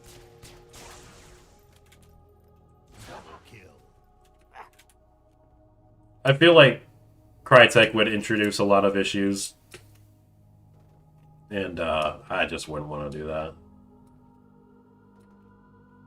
Would I take them over 343? Yes, though. Absolutely. I would take a fucking rotting cabbage over 343.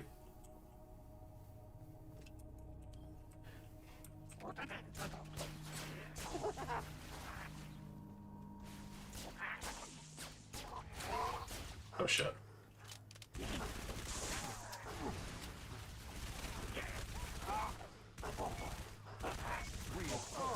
You know, there's some things, because, like, I've been, I don't know, and as paradoxical as it is, as much as I hated basically everything that I saw in the reveal for Halo Campaign Evolved, I feel like the fire it lit in me has reignited my love for this series. Maybe not reignited it, because that kind of implies that it was gone. It didn't leave, it's just that it reminded me of how much I loved and cared about these games. And there's been times I've gone back just to, like, look at that trailer and, like, examine it some more. And I think it's crazy, especially after having just played Halo 3. You don't really realize it until you've, like, played the games back to back. But it's crazy how big of an improvement the AI, like the friendly AI, went through between Halo 2 and Halo 3. Oh shit. Ugh. And there's just never been an improvement upon that, not even by Bungie. And the friendly AI is basically exactly the same in ODST because it's still the Halo 3 engine. But Reach's AI was arguably worse. And Halo 4, 5, and Infinite's friendly AI are absolutely fucking dog shit. And I was just like, I was watching the Campaign Evolved demo again, and just seeing the AI struggle to figure out how to get into the Warthog, which has been a thing since Halo, like, first came out. It's like, are we really, like, we really haven't progressed at all since 2007 on making the friendly AI not shitty? Like, is it not crazy that, like, we still can't figure this out? I'll be right there. Double kill. Reinforcements. I don't know. I feel like it should be better by now. That was another big issue I had with Halo 5's system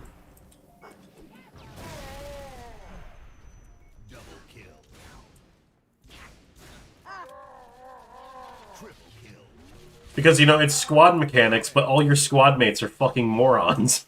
So it's like, well, that doesn't really do anything for me.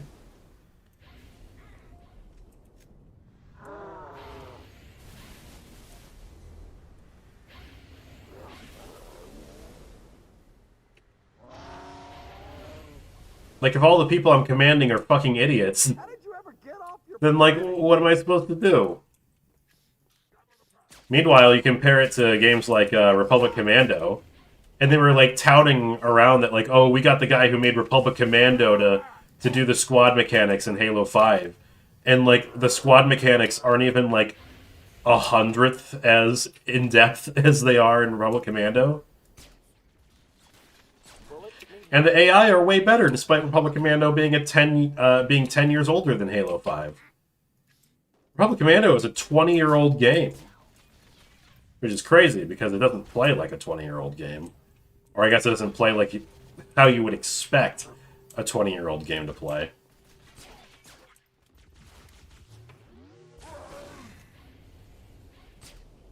What the hell do you call that? Touchable. Reinforcements. It frustrates me to no end that Halo 4 still acts like it only has 512 megabytes of RAM and deletes guns after 2 seconds on PC. That's probably tied to the engine, though.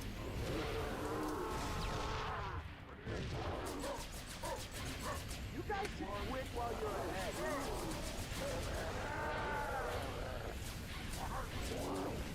Oh boy. Really fucking shotgun. I thought you were gonna put up a fight. Or a sniper, or literally anything stronger than a pistol.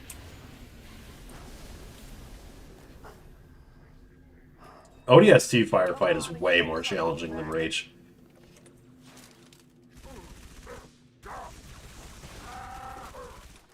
But Reach has a lot more customization.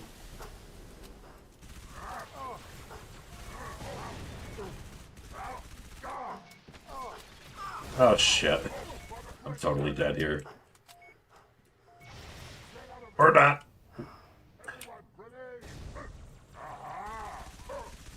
Oh! Ah, damn it.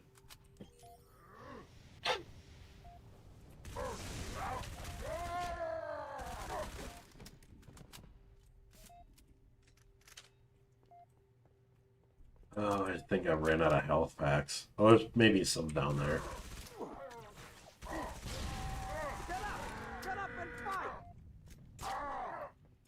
It's weird. ODST Firefight is way harder than any other iteration of Firefight, despite it being attached to ODST, which is by far and away the easiest Halo game.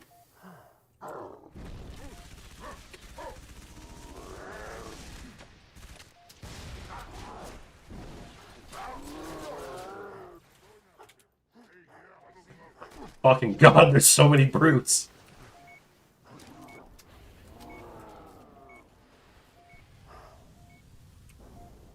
Even the way they present skulls on the left. Yeah, at least, like, it's like, they present skulls on the bottom in Reach. But they're also a lot more faded out, so it's harder to actually tell that there's even skulls applied. That's why it's easy for me to forget that, like, oh shit, Black Eye's on.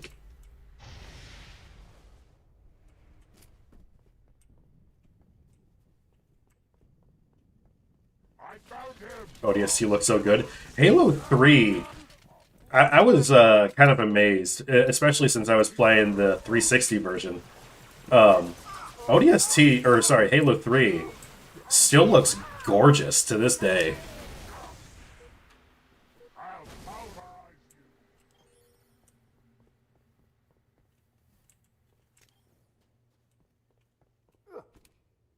The landscapes on the Ark are fucking nuts. And it's crazy how good the skyboxes are in that game. One of my favorites is in the final mission of the game, when you're on the new Halo ring. If you look up in the sky, you can see the Ark just hovering above you. And it's so fucking good looking.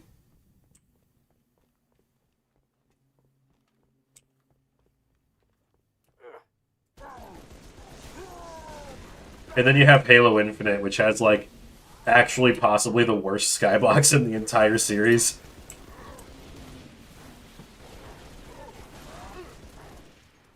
The skybox in the second level of Halo 1 looks better than the skybox in Halo Infinite.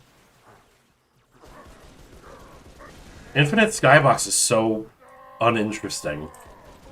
It thinks that just being on a Halo alone is all you have to do, but it's like, well, what about weather events? What about cloud cover? What about, like, the different kinds of, like, day-night cycles that you want to do? Once I realized it, because I didn't realize it my first time playing through it, but once you realize that Halo Infinite literally does not have different weather events, it's kind of insane, because I don't know if I can think of any open world game made in like the past 15 to 20 years that doesn't have different weather. It's not just that it's only one biome, it also like literally, like they don't even have fucking rain.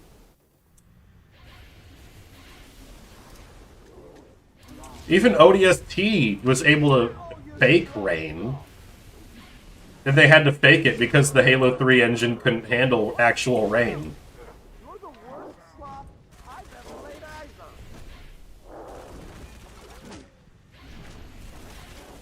Killing spree. Reinforcements.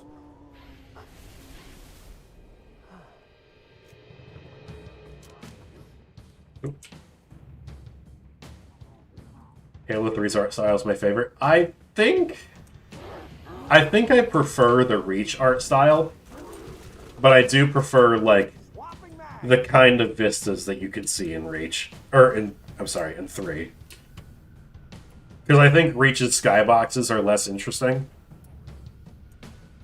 Not that they're bad, but not quite as striking.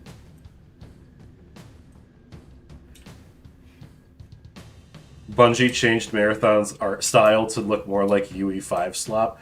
I don't know. I saw that and I was like, this is amazing. That might actually be the first Bungie game to actually flop.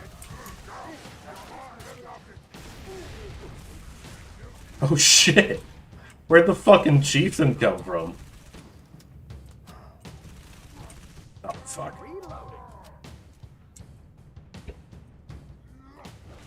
Oh shit. Huh! Oh fuck. I'm totally dead. Yeah, because it's like, I would have maybe given it a chance even after the many Destiny debacles. But knowing that it's like an extraction shooter was like, alright, yeah, not for me.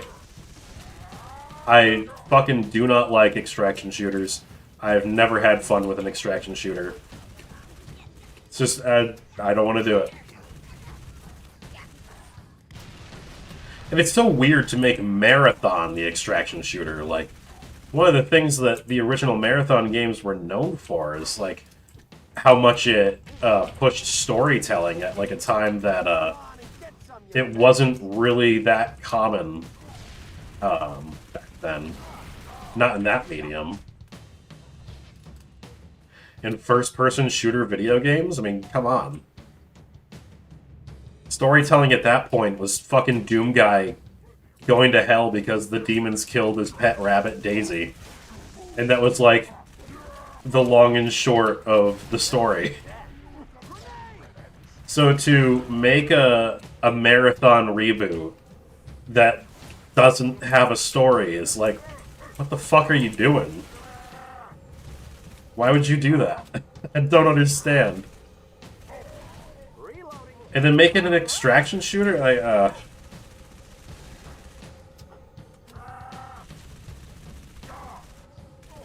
enemies remaining.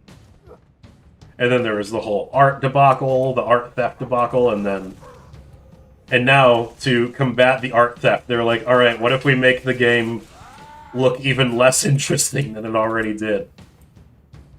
Like, thumbs up, Bungie. Great idea.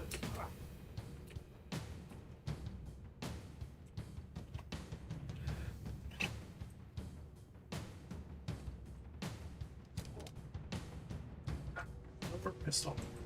Or no more SMG ammo.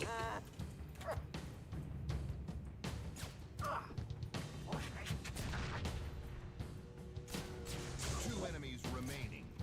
Last enemy. Double kill. There had not been nearly enough carbine enemies. Lives added. New Bungie needs to shut down. New Bungie is like not even the same studio anymore. It sucks. It's so sad watching like the end credit sequences of Halo 3 and Halo Reach. How much like hope there was for not just the future of those series of Halo, but the future of Bungie, what they could do in the future, where they could go, what new stories they could tell. I remember being so excited for Destiny. Yeah.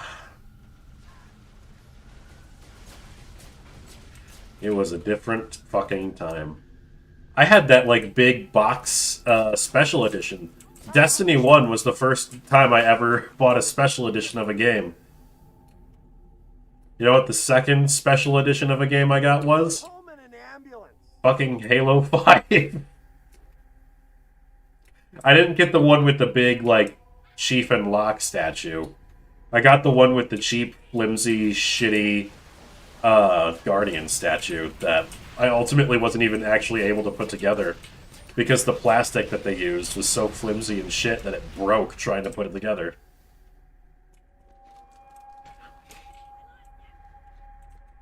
Yeah, I learned my I learned my lesson on those special editions. Last mag.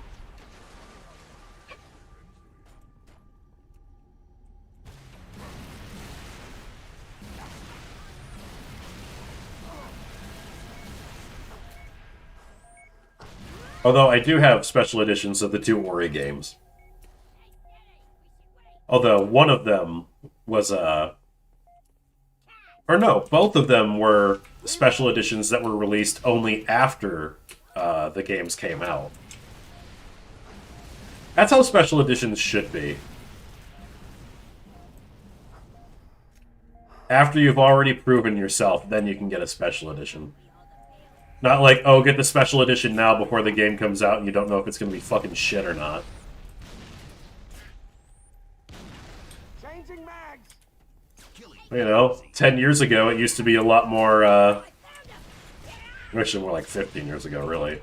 It used to be a lot more of a guarantee that AAA games would be of a certain level of quality. Ammo. Not anymore. Double kill.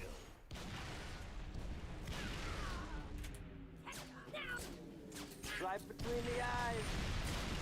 And I guess fucking Halo Studios recently, they hired someone who has like a fucking AI tech startup, and that's the person running the show at Halo Studios now. It's like, fucking really? And they're trying to put AI into everything, and when someone asked, like, someone interviewed people at Halo Studios, and they're like, hey, so it's been reported that you're putting AI into everything. What do you say? And then they're like, oh, it's just a tool. And it's like, okay, so the answer is yes, you are putting AI into everything. Great to know. It just makes me sad. You know?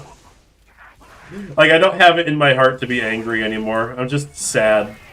I'm sad that my favorite video game is now becoming AI slop.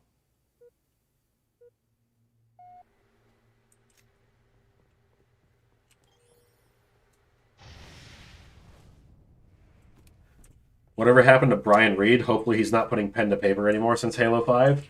I actually, like, was morbidly curious to find out what he did after Halo 5. Because he basically just vanished off of the face of the earth. And the only thing I was able to find is that he's, as far as I can tell, unless he's going under a pen name, not written anything at all since 2015.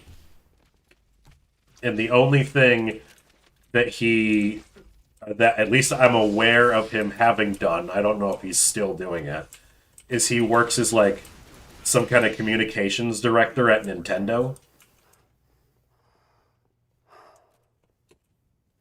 So it seems like he just like got out of the limelight. I mean, I don't wish ill will on him, you know. I don't think he's a good writer, but I killed him in the face.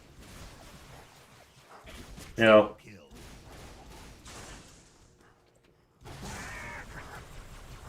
Triple kill. just do what you can to make money, and then just I don't know. I guess try not to blow anything up in the process. Right between the eyes. Isn't Brian Reed the fuck that stopped the internet library? No, that wasn't Brian Reed. That was Chuck Wendig.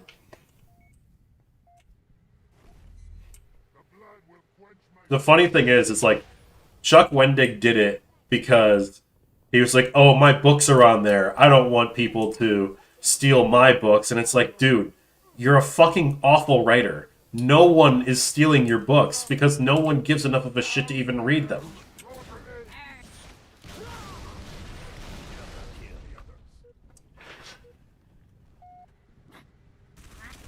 Did he help write Metroid Prime 4? No, as far as I can tell, like I said, I don't think he's done anything writing related in quite a long time.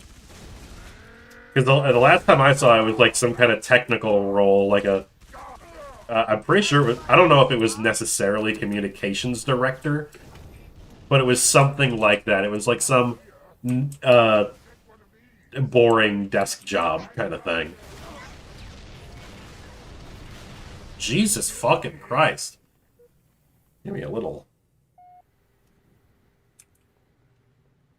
space there.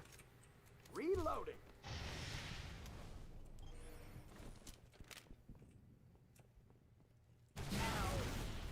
We got big problems! He's escaping!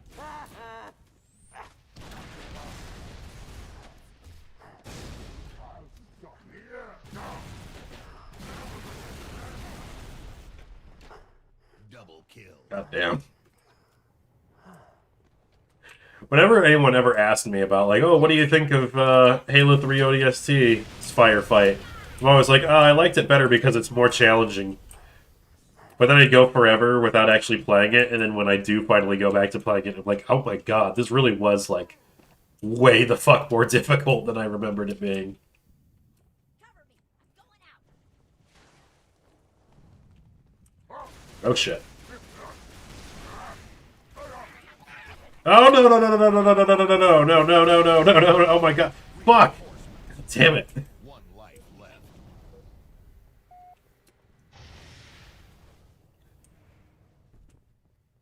The grunts sound so much better. Well, that's because they're voiced by Joe Staten in this game. Still.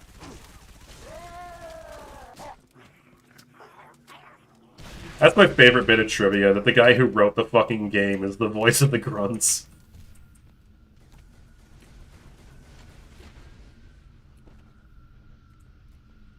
Can you re-upload your videos, please? Even if I had them, I wouldn't do it.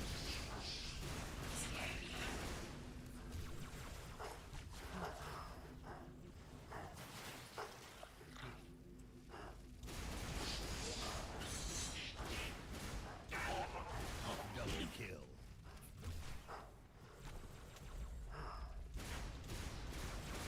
Oh shit. Oh, god damn it.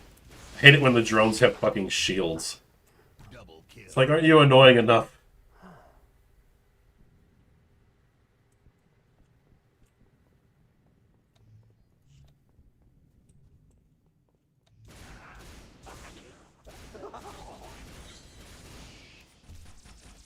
Overkill. Killing spree.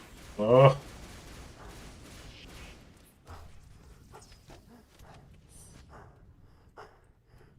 For some reason, I saw this red screen and I was just like... It just made me think, remember when Modern Warfare 2 had, like, Kill. jelly blood that splashed on your screen? I mean, I know we kind of meme about it now, Double kill. but I kind of like that shit, you know? What they did with it later was just never as good. I miss the personality. New Year's resolution, another Gollum stream. Fuck no. Never. I'm never playing that game again.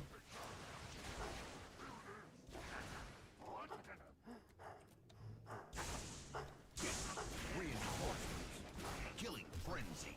Okay, For a kill. I would play the game again for 100 grand. But nothing less than that. How do you feel about Vince Sampella's passing? I mean, it sucks. I talked a little bit about it in the last stream. Like, yeah, it's. I understand it. The way he died was really stupid. It was kind of all on him. It was reckless driving in an area that he should have known better for. Driving in that speed, but all the same, you know, it's not good that he and somebody else died. And it sucks because, you know, he made a lot of really, really fucking good games.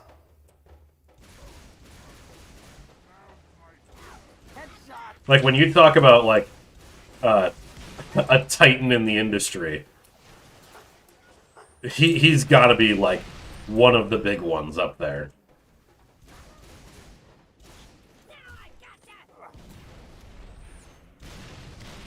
I mean, so much of my childhood was defined by the games that he put out. Early Medal of Honor, the original Modern Warfare games, Titanfall 2. I mean, I guess that wasn't really childhood, but you know.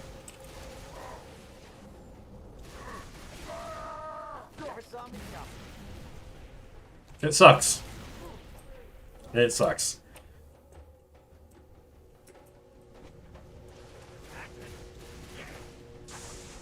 Oh shit. Did you call me an animal? It sounded like you said we found the animal. It's like, dude, you're an actual alien monkey. Have you played the Half-Life games yet? No, I haven't.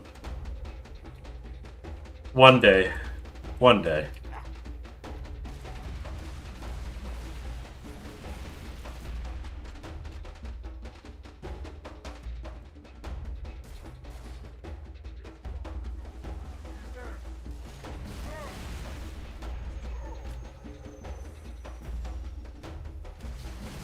You and Rags were the most entertaining parts of the supercut. Eat.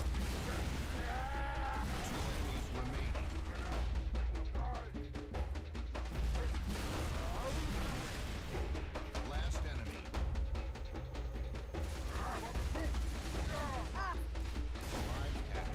Weapon drop. Alrighty. I'm honestly surprised I survived this long. I think the main reason I died so quickly on Unearthed is because they just kept going into the base. Although they do keep going into the base on here too. But these ones aren't like elites, so those elite zealots are the ones that really will fuck you up in Reach. Oh no, do I got Black Eye on?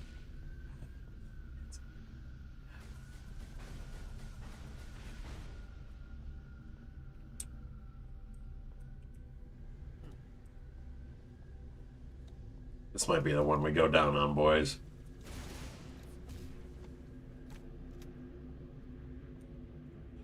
Have you gotten around to watching Mandalore Gaming's summer review? I'm pretty sure I watched that one.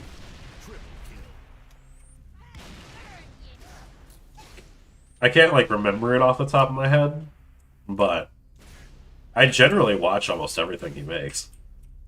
Unless it's just something I'm, like, explicitly not interested in.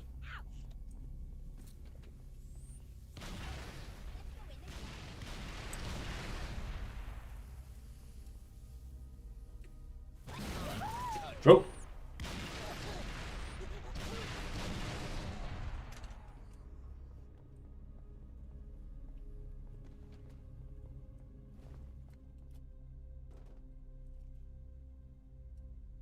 Remember when brutes had more dog-like heads? I remember when brutes had hair. Dude, Estrom is so fucking cringe looking with his stupid little goatee. Like, what the fuck is that? Holy shit. His grunts are fucking pitching those plasma grenades like they're baseballs. Holy fuck.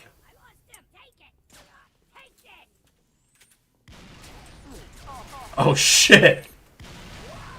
Oh damn it. One life left.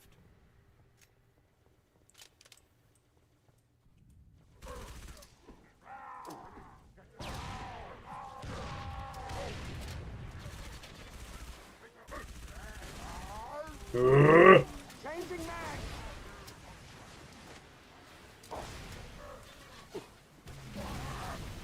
Oh, I think he had a... Did he? Yes. Oh, good, it actually has ammo. Cover me. I'm going after. Let them run. The field is ours.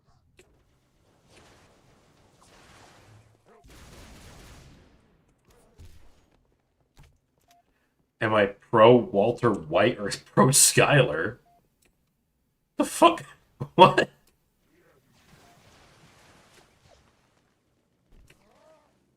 I mean, Walter White was just like a bad dude.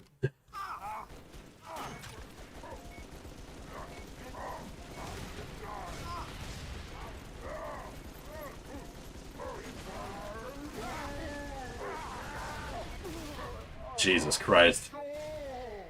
What's that skull where they throw incessant grenades everywhere? Last man standing.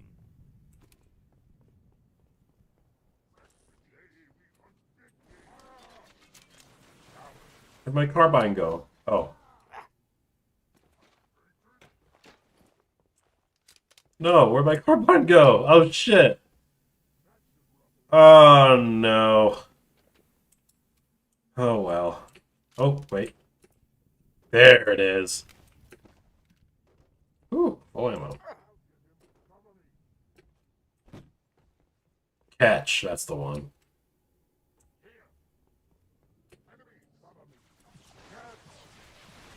That's the one. Would you rather fight one chicken or two crows? One chicken, because the crows understand the concept of trading, and I would want to train the crows to trade with me. Double kill. So then they can go find me $20 bills on the sidewalk or something.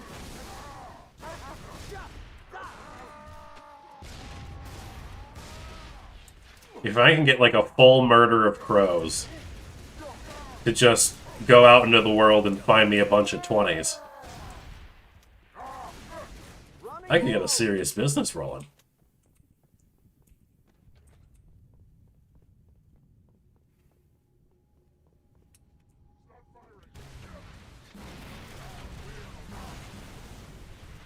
Oh.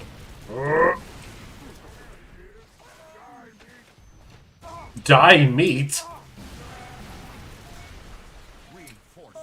Oh no. That's it. Guys, come on. Can we say a prayer for the victims of the plague, please? I like how that fucking rotoscope dude always looks so... He always has just, like, the craziest shit to say.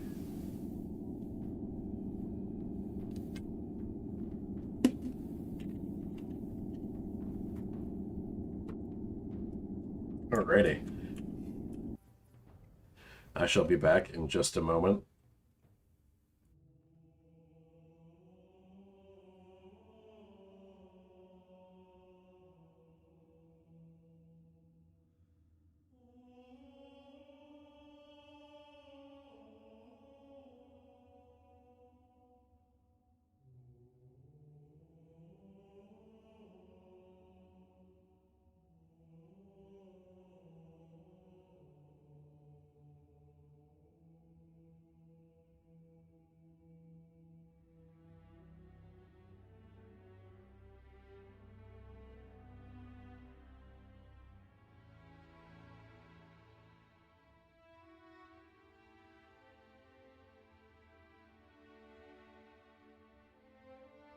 Okay.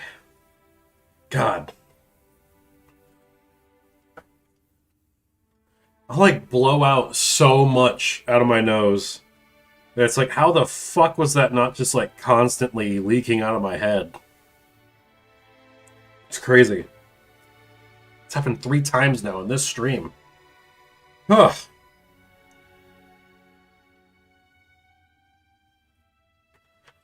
Anyway.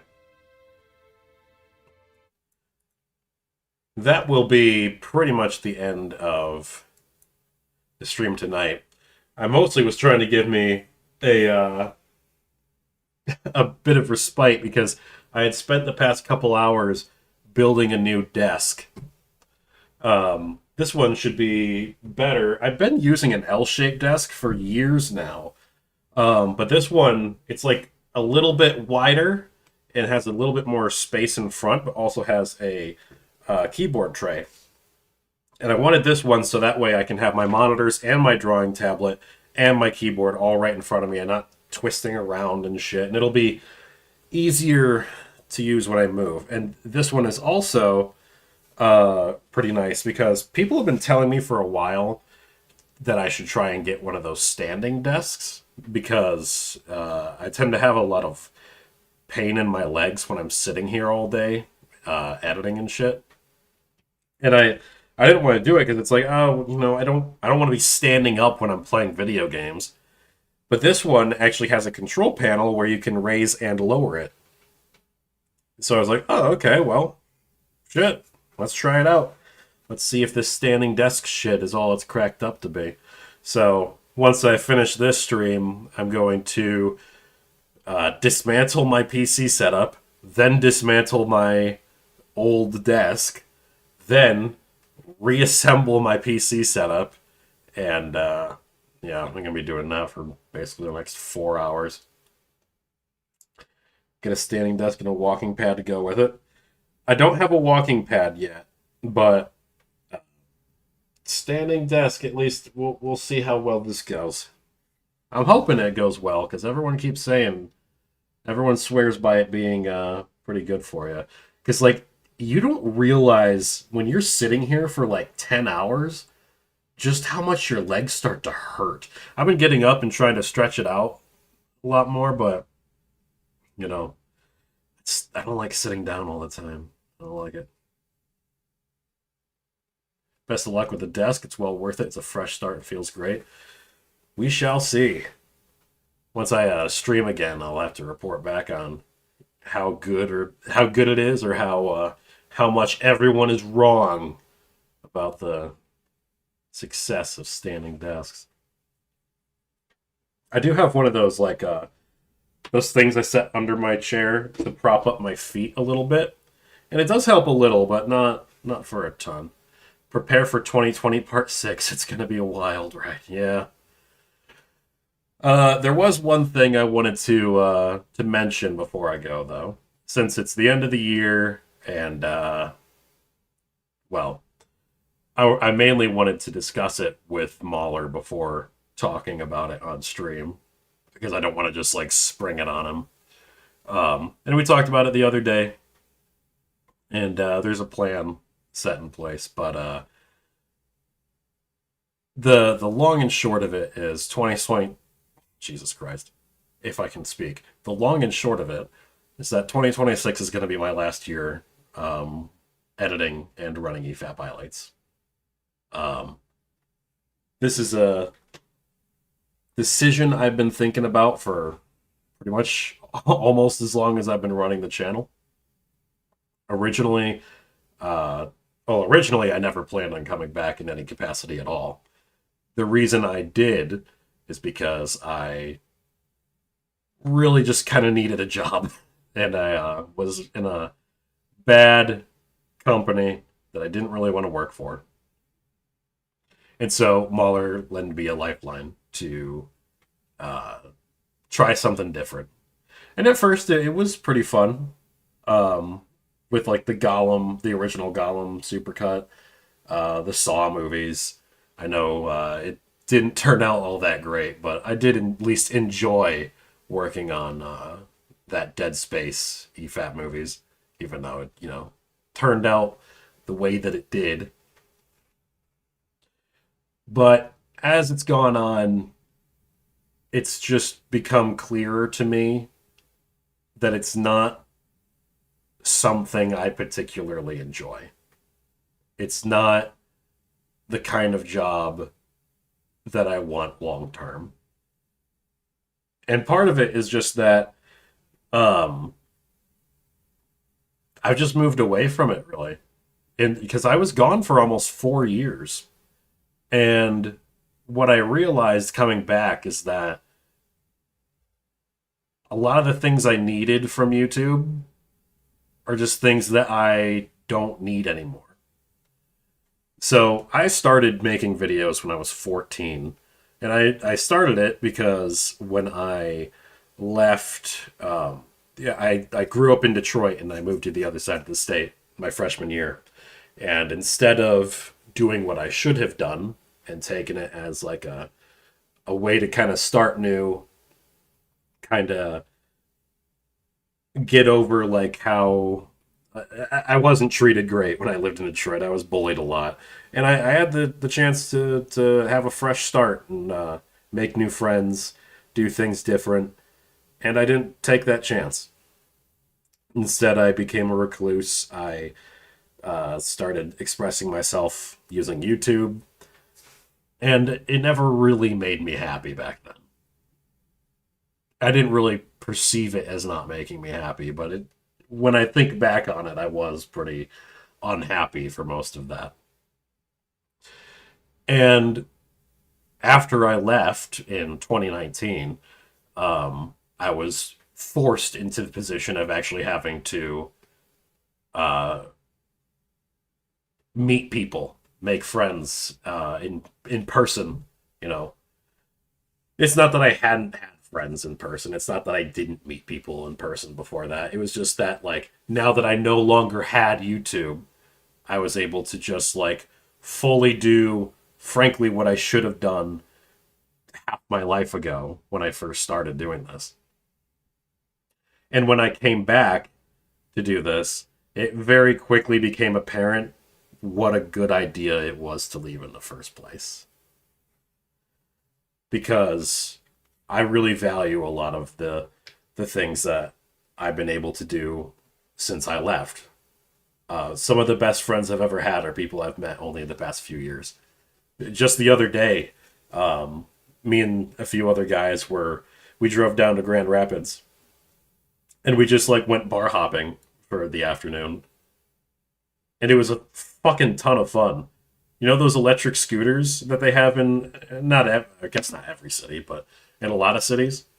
We rode those around town. It was fucking so much fun.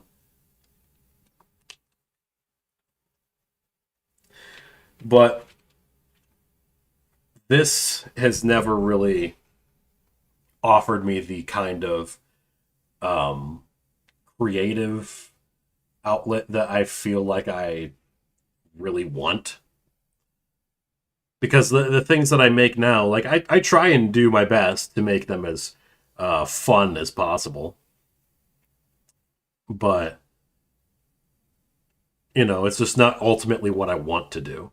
And it's not that the creative passion's gone, because I didn't do a lot of it this year, but this is the first year in many years that I've actually started writing again. And there was like a few days where like I spent literally the whole day writing, and it was the most fun I've had with it in a really, really long time.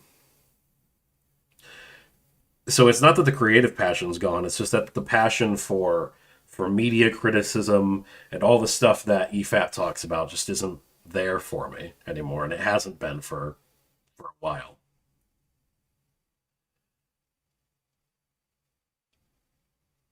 That's not to say that I have anything against what the EFAP guys are doing. It's just not something that it's just not something that's interesting to me anymore. It's not something that I'm passionate about. It's not something that I have a lot of fun with. And it's not something I want to do long term. And part of it is also that I've noticed since coming back, I've been more quick to anger, a lot more bitter, a lot more irritable on a consistent basis. I've always had anger issues, to be perfectly honest. It's always been a problem with me. And it is something that I really need to put time and effort into fixing. But I know that, like, being an online figure and dealing with the stuff that, like, is just kind of, the standard stuff you got to deal with if you're going to be online, it's not healthy for me.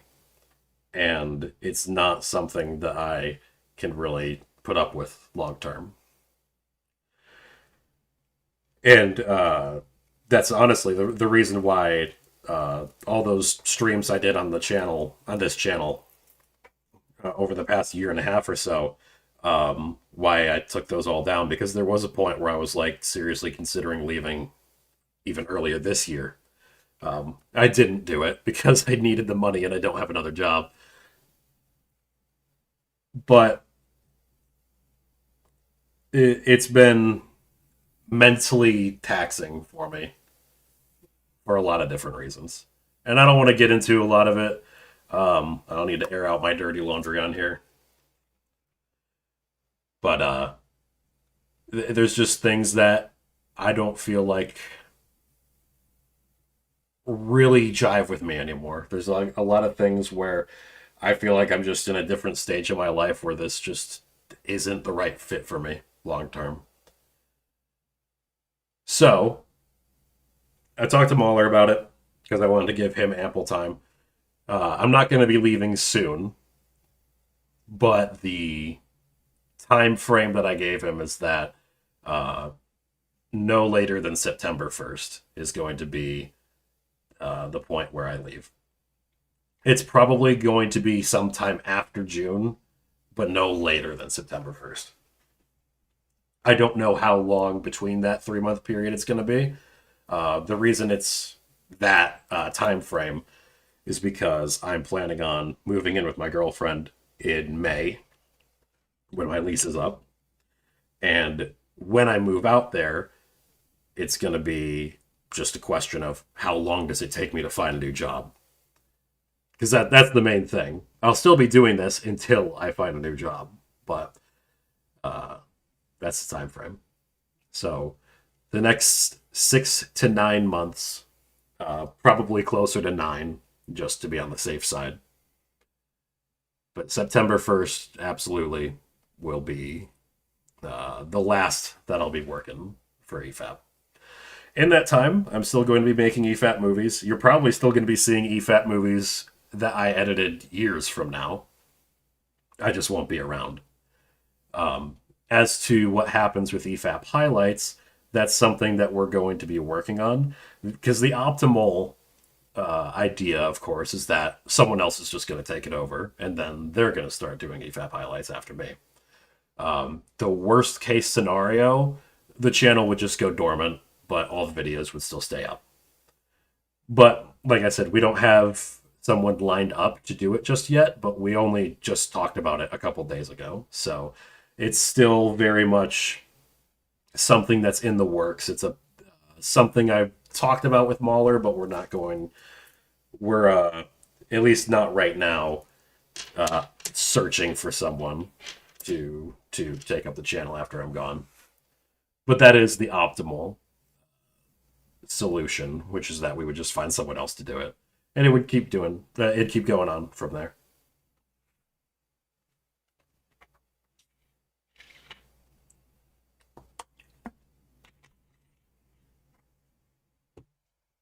But yeah,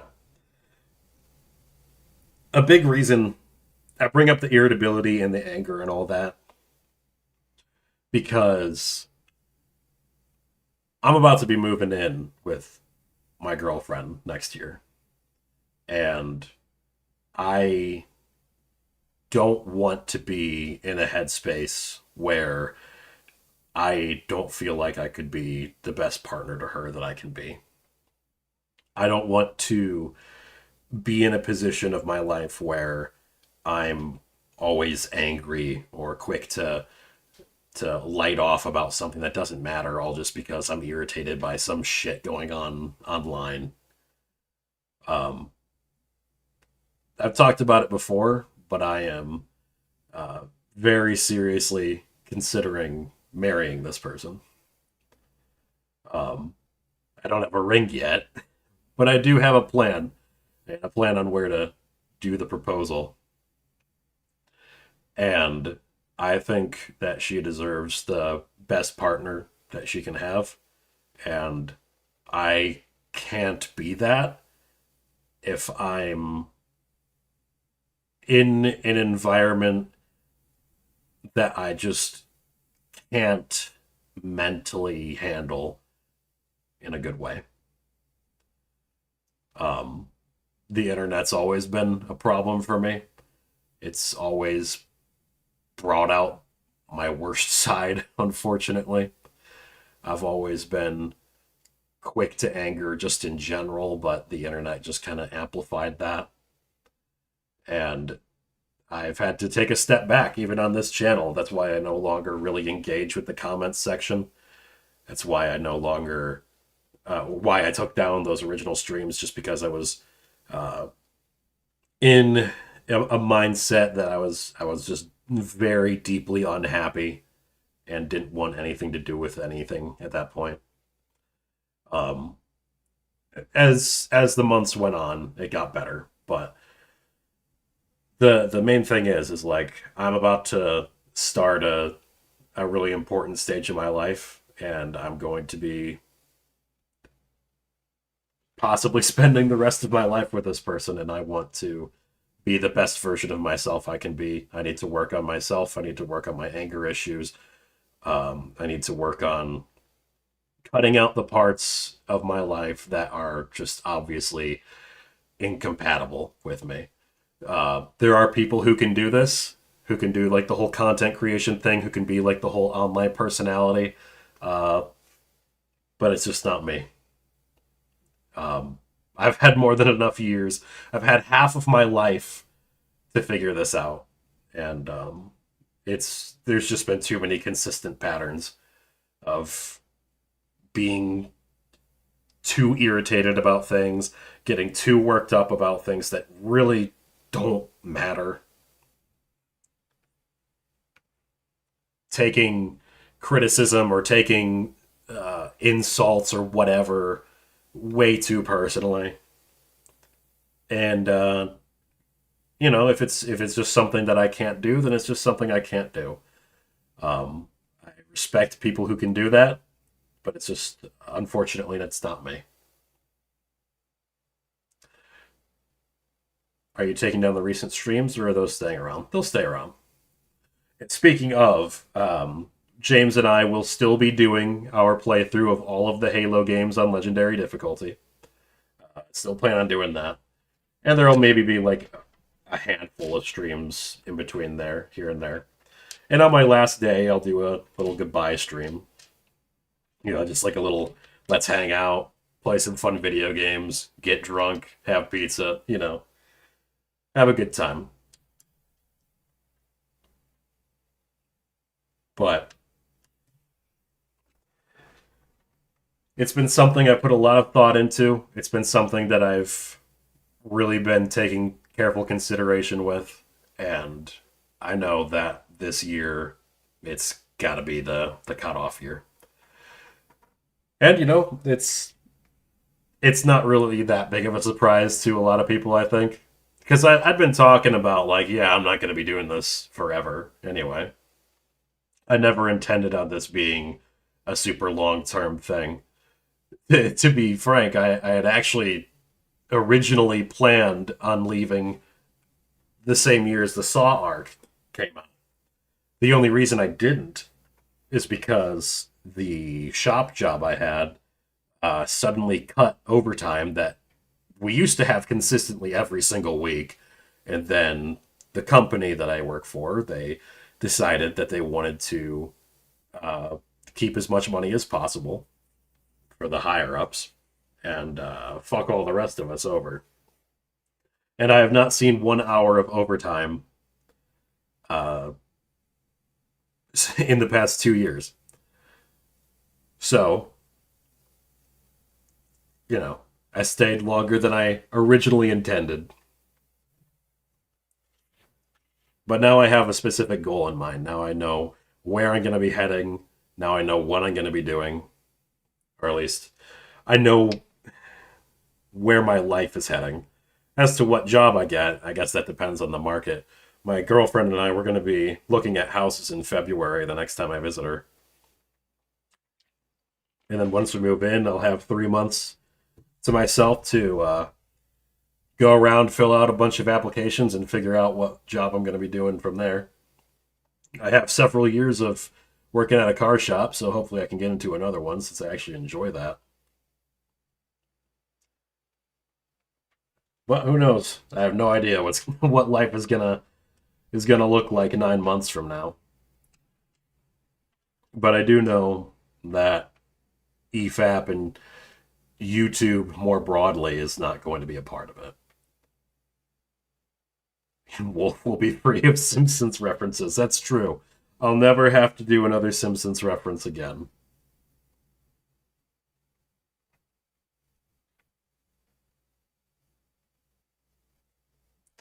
But yeah, I figured I'd bring this up now so it's not a surprise later.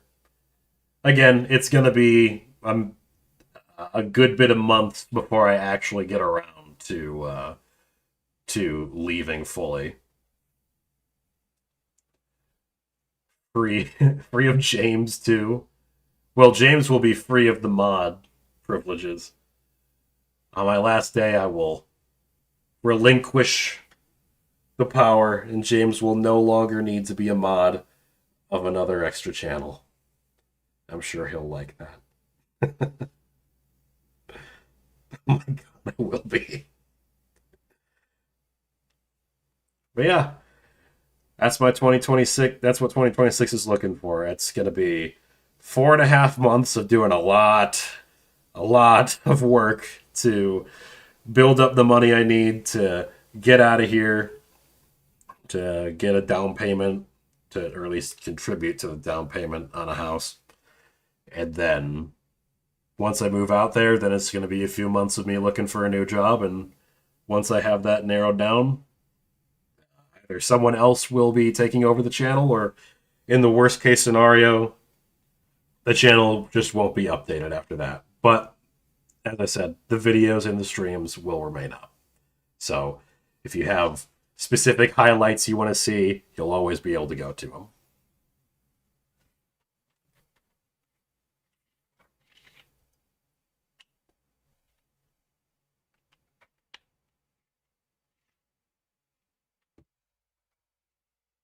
COVID too. God, I hope not. Oh, I'd like that to not happen again. Then I can just bully you in DMs. That's true. It's true. James is a terrible person in DMs. But yeah, that's what things are looking like.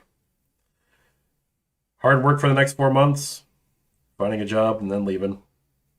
I got a lot of goals for the future, and this year's been really bad for me in a lot of ways, but meeting my girlfriend and really that relationship just totally taking off and becoming something way stronger than I ever anticipated it becoming has really kept me together this year.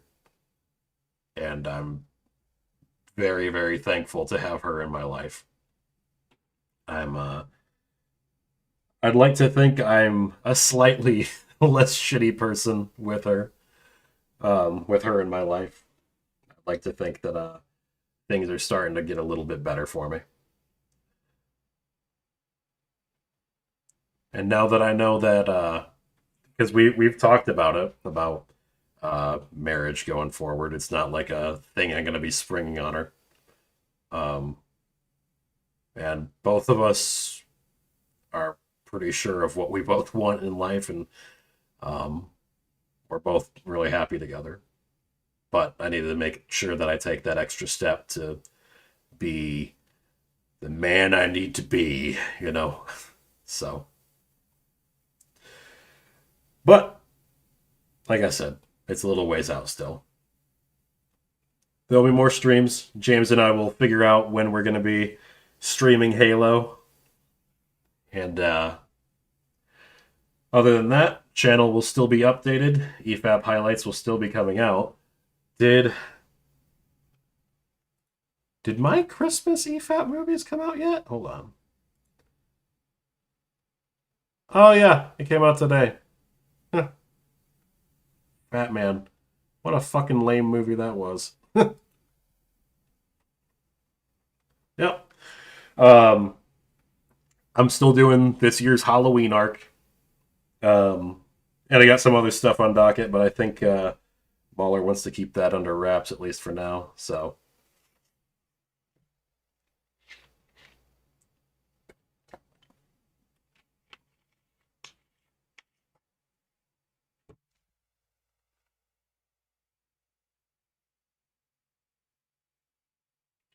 Anyhow, I need to get this desk put together. Or no, the desk is put together. I need to take this old desk apart. I need to rebuild my entire PC setup. So that's going to be what I'm doing for the next 3 to 4 hours. I just needed to take some time to play video games and not be tearing apart my apartment. So,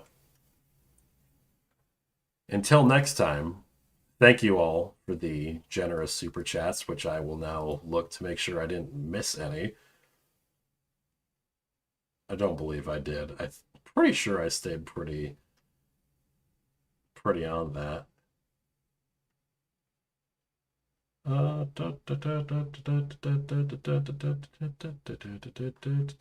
Nope, I got them all. Sweet. Anyhow, I'll catch you guys some other time. And, yeah.